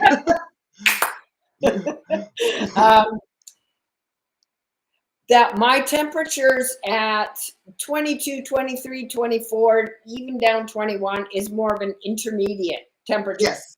Yes. It's not warm. No. Well, yes, it is according to Orchids. Sorry. Intermediate is lower than 20. I took a picture of what you had 17, sorry. Look at that. But yes, okay. It is a warm. It is a warm. It's on the warm side. Yep. Okay. Like most Cattleyas. Can I show another picture? I'm itching. That is that supposed to be mine? It is. This is your folder, Robi. Okay, but the pink is way off. It's way lighter. What I'm seeing on mine is way lighter. Because this is like a vibrant hot pink. On what I'm seeing, there is quite purpley looking. Cameras have a difficulty with that. I just had to get that close up of that lip on the full screen. Okay, can you show the Wine Delight picture I sent? Absolutely. Happy days. Happy days. Okay. Check this out. Okay, this one was a salvaged pseudobulb of the Wine Delight because it started to rot. So it grew this stunted little plant, and I cut the leaves off already. But it decided to give me 7 blooms, and I'm going, wow, what a trooper you are, because that's the first time I had a Wine Delight bloom. Right. Okay. Nina, you're going to be horrified when I show you. I couldn't stop laughing. I know. Oh, wow. I'm so sorry. What happened? Oh no. Don't tell me. Don't tell me. It's because Robbie thing. Not because you wanted to show it on the live stream and it's no. Oh my God, no. I would feel terrible. No, it was an accident. I decided to, because it's very dry in there, and these Signones are very particular, that I decided to cut the leaves off and couldn't see the end of my snippers. And I snipped the spike off. Oh, yeah, no. Right? Like, oh my God. And all I could do is just laugh, because as clumsy as I can be, I've never broken a spike on one of my orchids. Never. Not in the few years that I've had them. And I've had lots of clumsy maneuvers, but I am so sorry. Can you put that in some water? Cherry cough syrup. So I'm just laughing. Something like that had to happen eventually, but I got to enjoy the blooms and enjoy the cherry cough syrup fragrance. Can you put it in water for a bit? Yeah, I could. Maybe. Yeah. It is a beautiful sight. Well, you got it to do that, and watch I got it out. to do that. So part of me says, okay, it's like the pink empress. I wasn't touching the pink empress until I saw the bloom. Now, after it's done, when it's done blooming and it's starting new roots and new pseudobulb, then I will transfer it to. Is there a problem with the sound?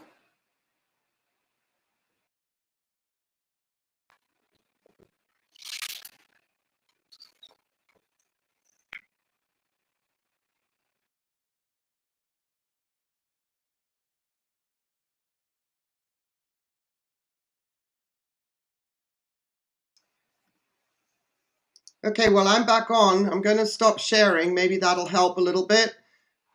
Sorry, you guys. Awkward. Low budget production. Okay, now I'm going to show you my RTH Yuan Gold. Okay, these get beautiful blooms. I've had it 2 years. My orchid buddy friend had it for a good year or two. And how you get to see how you're doing is like a year, 2 years later in your collection, just kind of what you were talking about, the delay in showing up in deficiencies and such. I'm not been happy with what you see that right away. I think you can see that effect. Yes. Even on this one here. Yeah. Are those the back bulbs? This is the one that bloomed in June. I have a new pseudobulb. The new growths. My goodness, it's huge. Are amazing. And I missed the window, and to transfer it to pumice and self-watering, and now I have to wait for the nurseries to open up to find a bigger clay pot to throw some bark in, and I'm just going to put it in there. Right. Until my next window of opportunity. I've not been happy with what I'm seeing, and that's going back to CalMag. And I've not been, because, oh yeah, there's enough in the fertilizer, blah, blah, blah, right? Right. So I just quit doing it, and I quit my Epsom salt soaked, magnesium soaked. You know what she's doing? She's licking the happy sac on my Encyclia, and I think she's going to bite it. So I'm kind of twitching here. I would be twitching too. Oh, she likes chewing on all the roots, eh? Yes, that's a thing. But this is another one. This is the Encyclia. So what I'm getting to is I'm going to start my calcium, magnesium supplementation and the occasional magnesium soak. Yeah. You see, the thing is, what you showed there was a massive orchid. Now, the MSU fertilizer does have CalMag in it, but if you would have to up the parts per million to such exorbitant strengths, concentration to get the CalMag to do its job in such a huge orchid, if you see what I mean. So for a sizable one like that, it could be like with my mailman, big orchid, same thing. Yeah. You may need to up and not up the MSU, but actually supplement, because that orchid has a need for more than the MSU would ever provide. Yeah, I'm using K-Lite now, just so it's clear. I'm using K-Lite now. Okay, right. Josh is saying sometimes I like happy sap. I do too. It's yummy. But this is the Encyclia. Is it Yes. possible to see similar to what I'm seeing on the Cattleya? And they're not big leaves. No, but the orchid is enormous, and she's pushing spikes. So she is drawing energy from by doing the spikes, and the orchid is not small. And those spikes have been going for a long time. They've been going for a few months, yeah. So she is needing all those mobile nutrients are being taken to where it counts. So that's magnesium Yes. deficiency. I would say the majority of the time in big orchids that are huge and enormous, that are also orchids that take a long time to grow their spikes, even though there is no active root growth or whatever is going on when we think magnesium needs to be applied, spike growth is an exponential amount of energy consumption for an orchid. And yes, usually that's when magnesium deficiency shows up. And I have it in Okay. spades now also on my mailman. So yeah, and she's a So, big one. so, and that's what I was saying about going privately and thinking I'm getting all the information. Because I would have thought with growing in a greenhouse and having some pretty optimum temperatures and growing conditions, that they would say, yeah, I'm adding magnesium or CalMag at these times during the season, separate and apart from K-Lite. I do expect it. Yeah, it's the thing. The thing is that when people, when this is where my orchid Yes, Michelle. details form comes in, because I get some questions where I'm going, I don't want to be a pain, but I need to know so many parameters to be able to give a proper answer in order to give the information as best as I can without seeing the plant, holding it, or whatever. Yeah. That's why images are important as well. And that's why I did that form, because this gives me a real good x-ray vision, not only into the plant, but its environment. How long has it been there? Because an orchid can go into stress and start to show deficiencies simply because it's acclimating.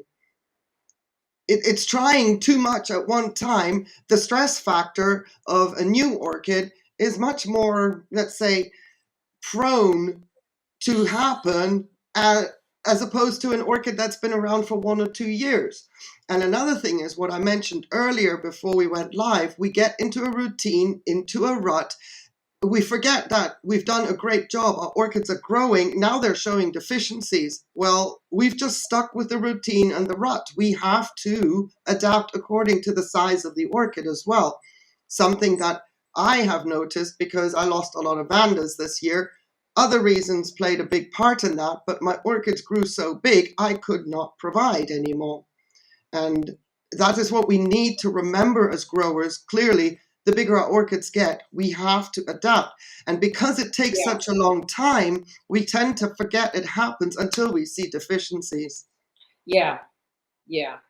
So yeah, I've had the Encyclia cordillera for a couple of years now. So Sandy, you're asking, not on that good mountain spring water? No, only when I go visit my daughter up on the ranch. Then I get the good spring water. Um, Otherwise, it's okay. It's the parts per million is only 24, so I'm happy about that, even if the pH is high. Yes, Michelle, I did recently switch to K-Lite. The problem was already showing itself before I switched.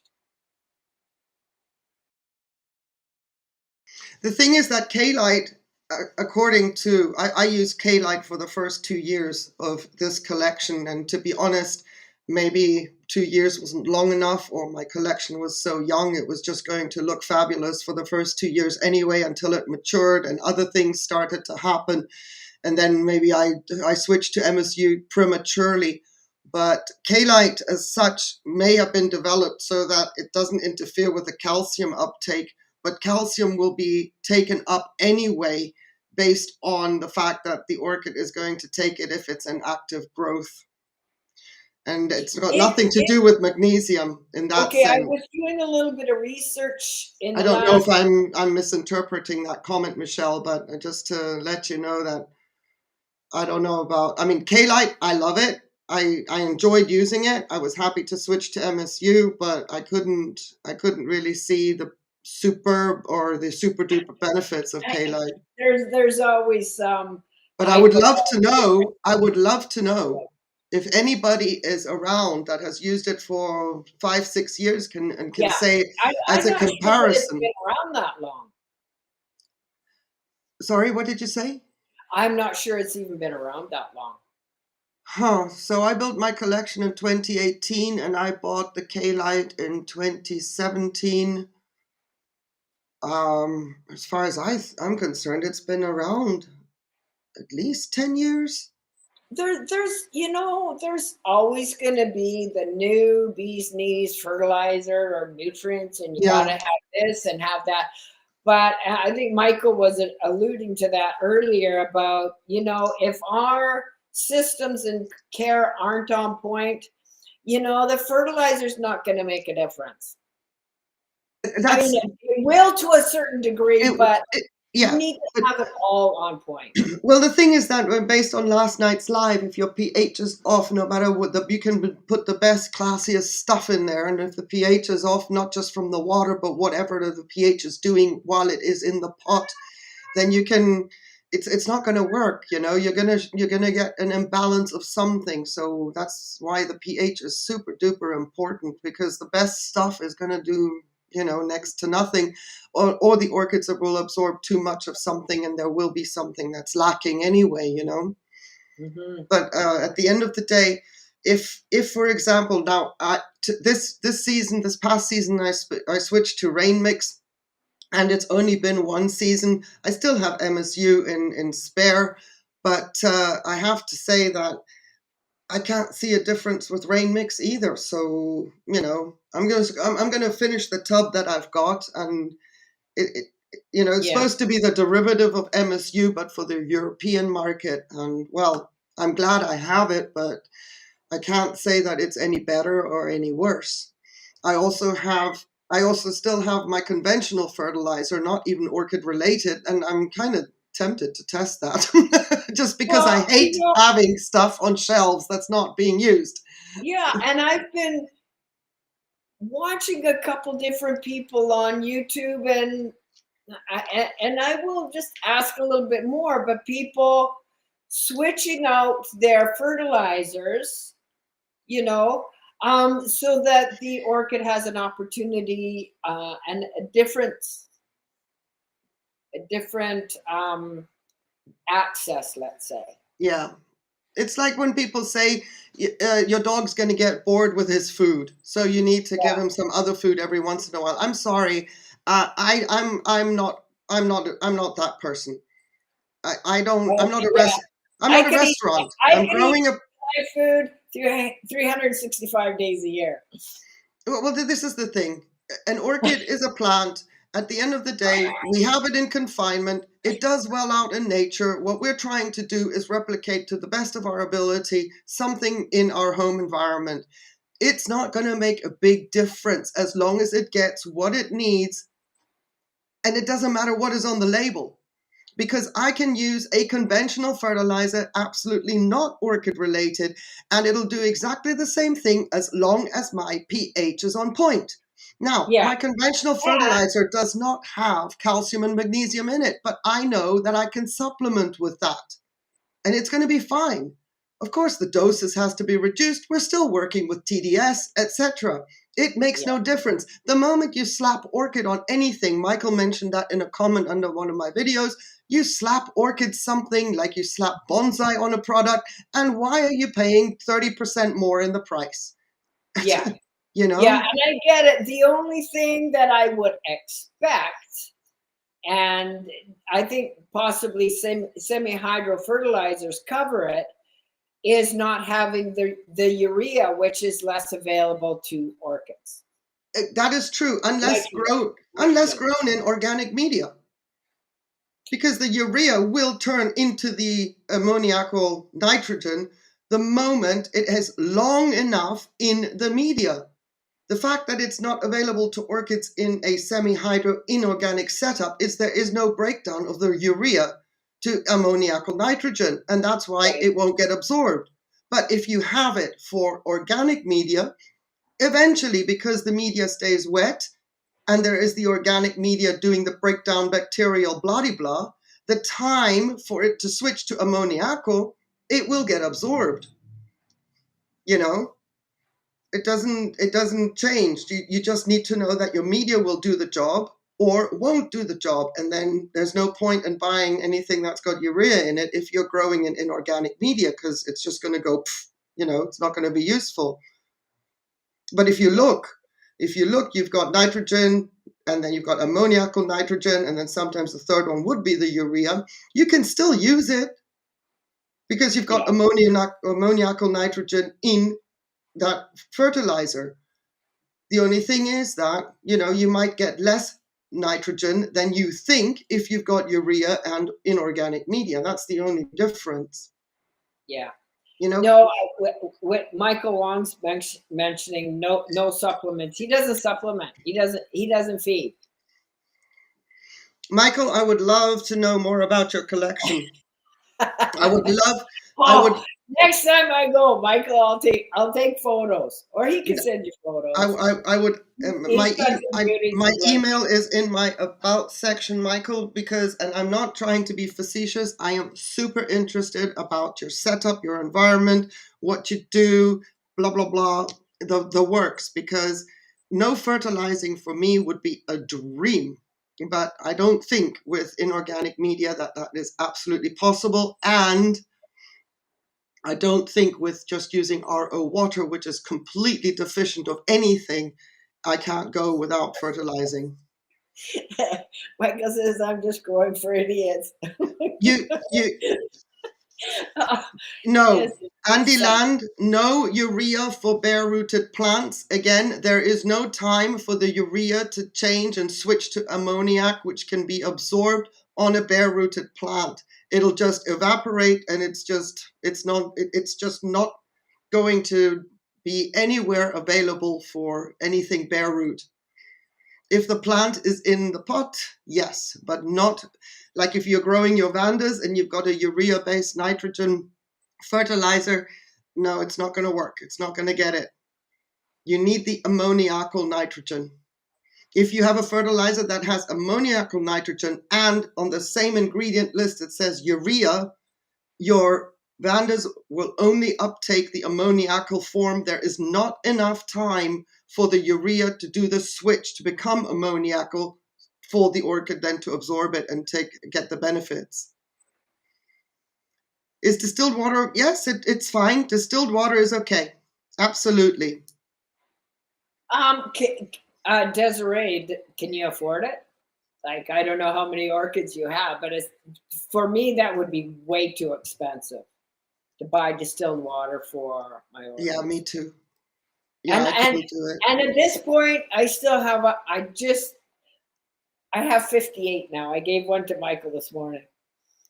Okay. That's good. That's a nice number. I have actually really discretionary behavior around buying orchids. Very, very careful. So I wanted to show a couple other orchids that I'm, back to the semi-hydro. Uh-huh. How pleased I am with how well they've converted to semi-hydro. I wasn't expecting more freak out by my plants and them stopping what they're doing, and they're going, what the heck, Robbie, what have you done to me, kind of thing, and they just kind of sit there. Go ahead. Bob's your uncle. So this is Fel Yuan Shan Sweet Girl. I like sweet girls around, so I thought it was perfect, and I love the bloom, the white, yes, center yellow. Yes, that is cute. Oh my goodness, she's busy. She is busy. Okay. She in September, October, because by September I'd figured out I'm in for a penny and for a pound when it comes to this semi-hydro thing and converting. So I think it was more like October. I saw new roots starting. I saw 2 new spikes starting. And I went, okay, do it now. And actually, probably when it was the older 2 spikes from last year, or earlier last year even, 2021, decided to bust a move with buds. I thought, okay, do it now or you're going to have a long time to wait.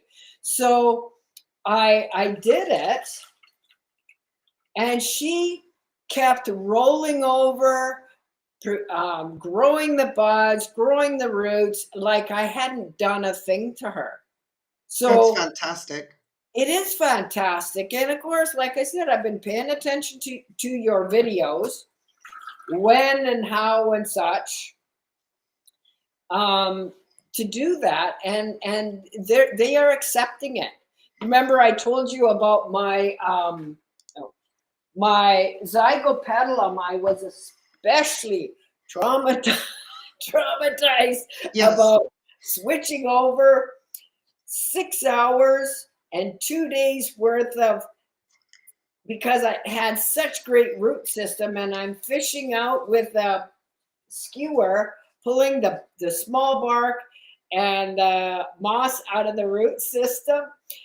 And oh my God, I wasn't angry, but I was swearing by the end of that. I can imagine. Yeah, I can imagine. And I see that there is a little bit of dead roots in there, and I cut off what I had to, but I'm seeing so that's the larger pumice with some synthetic. Mm-hmm. So the roots that haven't died, roots growing out the top, I transitioned it just as the bloom spike was ending, and I cut it off. Okay, but I did see new roots growing, and since then, some of those roots have stayed alive, and I've got a new growth there that started, and another smaller one that's starting there. Well, so look at that. That hasn't changed from the images that you showed me, where I told you that you're going to be absolutely fine. Yeah, that looks amazing. And that was amazing. I was holding you to it. Yes, I know. I could feel it. Oh my God, I'm just sweating. Oh my God, she's gonna die on me, because I love this working, right? Yeah. I felt the pressure. Say, oh, you got to do it at this time and that time, and be careful because they can have a fit, and then they take so long to convert. Well, I guess it was worth the 6 hours. Okay, so here's the thing with semi-hydro, okay? If you're dealing with anything terrestrial or semi-terrestrial and it has orchid attached to it, semi-hydro, go for it. Because the semi-hydro system back in the early 80s was developed for terrestrial regular houseplants. So the easiest conversion, where you can feel comfortable. I'm not saying everything is easy in the orchid hobby, but it is pretty much one of the easiest conversions to do if you've got the combination of orchid plus terrestrial and you want to go into semi-hydro. It's going to be fine. And ideally, as per usual, as per with any setup, any media, waiting for new roots, and Bob's your uncle, you're good to go. Yeah, or your auntie Nina. Okay, oops. I'm going to be your auntie, you never know. So I made I've just been really, really happy and really more relaxed about this whole transition and doing it at the right time. I think I'm getting that correct, and they can handle it. They can handle it. That's fantastic. I'm really happy. I'm so happy. I can breathe a sigh of relief now. You know me in my past, anything I've gotten interested in, I walk over to the deep end, I look, see where the sharp rocks and stuff might be, and then I jump in. That's right. That's right. Yeah. So one of the, I guess we Oh, ended up, Michael Wong and I ended up doing a trade. oh, And I have a look at, Cochleanthus discolor, and he gifted me with this oh, no. Cochleanthus aromatica, which I'm super Michael pleased about, Wong. 'cause I told him a couple weeks ago, because he said, oh, it's not thriving very well, it doesn't look great. And I said, well, I said, if you want to give it, or if you want to sell it or give it away before you actually kill it, let me know. Well, Yeah. oh wow, I love green. I love purple. Yes. Look at the size of that bloom. Yeah. Well, and this one just died, and I can't remember. He said something about why the bloom kind of died, but I have the Is it fragrant? Andy Land wants to know. yes, yes, Okay. yes, sorry. Yes, yes. Um, it's very mild right now.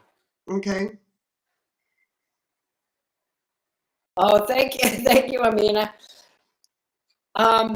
Now I know the Cochleanthus discolor doesn't seem to be an especially common orchid. Does everyone know what a white freesia smells like? Yes. It's that peppery kind of fragrance. Oh, yum. Oh yeah. Well, I used to work in a commercial greenhouse where we grow all colors of freesias, and I picked freesias Oh, yum. for a living.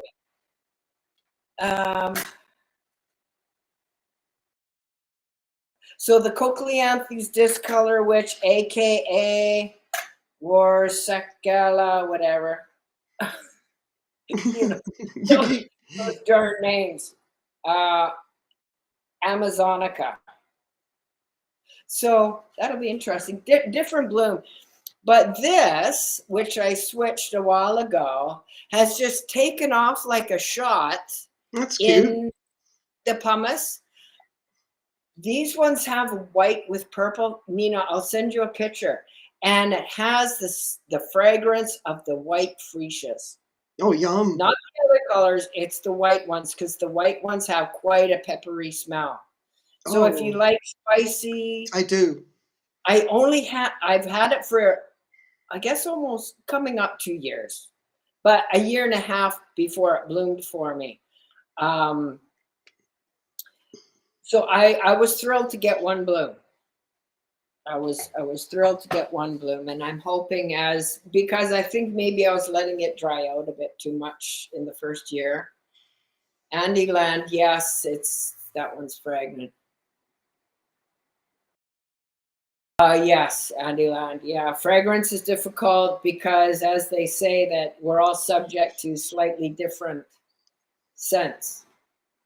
Michael McCarthy just said someone has a bud on the Stania Calceolaris. Would that be you, Robi? No, I don't have one. But what else I got? Michael McCarthy, stop talking like that. It's you. You have one. Michael's being That's coy. awesome. I wouldn't have thought that about you, Michael. Chatting away all cryptic there. That's awesome. That's great. Oh, spoiler alert. Spoiler alert, peoples. I know, I'm sorry, I just clicked. Again, a little bit slow here, you know. I don't have any from Paramount yet. My life is a pancake, remember? Nina, remember I said I wanted the Denard Blue Heaven. I gotta have it. Paramount does have them in their list, but they don't have them available. I need to write them. Yeah, write them as in when they come available. Oh, can I? Spoiler alert, peoples. Coccinia, yes. My Coccinia 2.0 has a bud. Hello. Oh, celebrate nice. Cartwheels around the patio. And she looked like she was going to be a goner when I got her out of that Floralia Tupperware. But yep, she's got a bud. All right, moving on. Robi, what you got there? Okay. So remember those Aussies were bragging about their Julie's son is in here. Julie's son, one of them. Who was talking about? I Thank don't you, know where I Andyland. put my glasses. Maybe my cat took them. But you were talking about, it was Sharon talking about the sarcochilas. See? Listen to me. See? Yes. Sorry. Look what I have Oh, look at that. given to me. It caught Aussie, on Aussie, my Aussie. skin before I left Michael's place, so I broke a leaf. It fell on its head. Oh, another one of those that got introduced to your hard school in Knox. Hard knock. Yeah. That's your welcome. That's your welcome parade. Yeah. It's a one and done. It's a one and done. Get used to it. Yeah, but it's got a fantastic root system. So, Michael, this will probably be converted tomorrow. That's awesome. Yeah, you got a thumbs up from Julie. Only with their sweet little blues, blah blah blah. And I go, maybe I need one. You've got a thumbs up from an Aussie down here. Julie gives you the thumbs up. Yeah. It's fantastic. Nice. Yeah. So this has been a slice, but we're keeping you up past your bedtime there, Nina. I just want to know if there's any more questions, and if, for example, more questions come, because usually on things like this, we kind of plan and think ahead, and then we take down notes, etc. But then afterwards, our mind continues to work, and that's the way it should be. And then we can continue with a part 2 or in the comments or whatever. I'm not trying to, close out the live stream too soon. But, if there are no more questions, I don't want you to drop off just yet, Robbie, because, I don't want to just cut it off and okay, that's it. So if we are going to end the live stream, if we are ending the live stream, please don't, jump off straight away. But yeah, does anybody in the chat have any more questions or something like that? Because otherwise I will be calling it a day, at least when it comes to sitting at my desk, and revisit this subject if need be at any given point in time. Also, if anybody wants to come up as a guest or whatever, we can always expand the panel. That's not the problem. This is not like an exclusive thing, but it was Robi who thought of, would there be interest? And I said, if there's one person, well, that is interest in my definition. So any questions? Any questions? You wonderful human beings? I was just looking at Michael's from Paramount. That's over on Vancouver Island here. He says they have some really nice Oncidium hybrids. I'm thinking to go over, sorry to tease you, Michael, of going over to the Orchid Show on Vancouver Island, and I can go have a look at what they got. So what would you like me to get? What should I get from my collection that you can't have? I'm teasing them now. No, I've kind of been looking at Oncidiums. I'm definitely looking at the Dinar Blue Heaven. And you and Elke on Orchid Saga and your Masai Red. Just make sure when you're looking into, yes, that's the only thing. But I can see behind you, there's a top shelf where there's plenty of space up there with another light fixture right above it if need be. That's the only thing. And I have lights that I haven't used yet. I finally see that there. That one I just put up so I can have my Miltoniopsis near the window, the cooler window. Yeah, that is perfect. This is actually the taller grow shelf. I have 1, 2, 3 that I grow on, and the top shelf, I have more lights. Well, here we have Michael Wong saying the orange one. The orange one. I guess that answers your question. Which one should I get? And Yeah, because we were discussing the smaller Oncidium. Michael, you're just going to have to remind me what the name is. It's Catasante? this apricot kind of color Oncidium, smaller growing on the outside, but it has yellow in the center. And I love those sunset colors. Right. So That's what catatante is not exactly a small growing unless the orchid is small, but the spikes are super long. There it is, Noselianum. Yeah, it's very pretty. Yeah, All right. Sandy, you got a pop-up sale coming up in Edmonton there.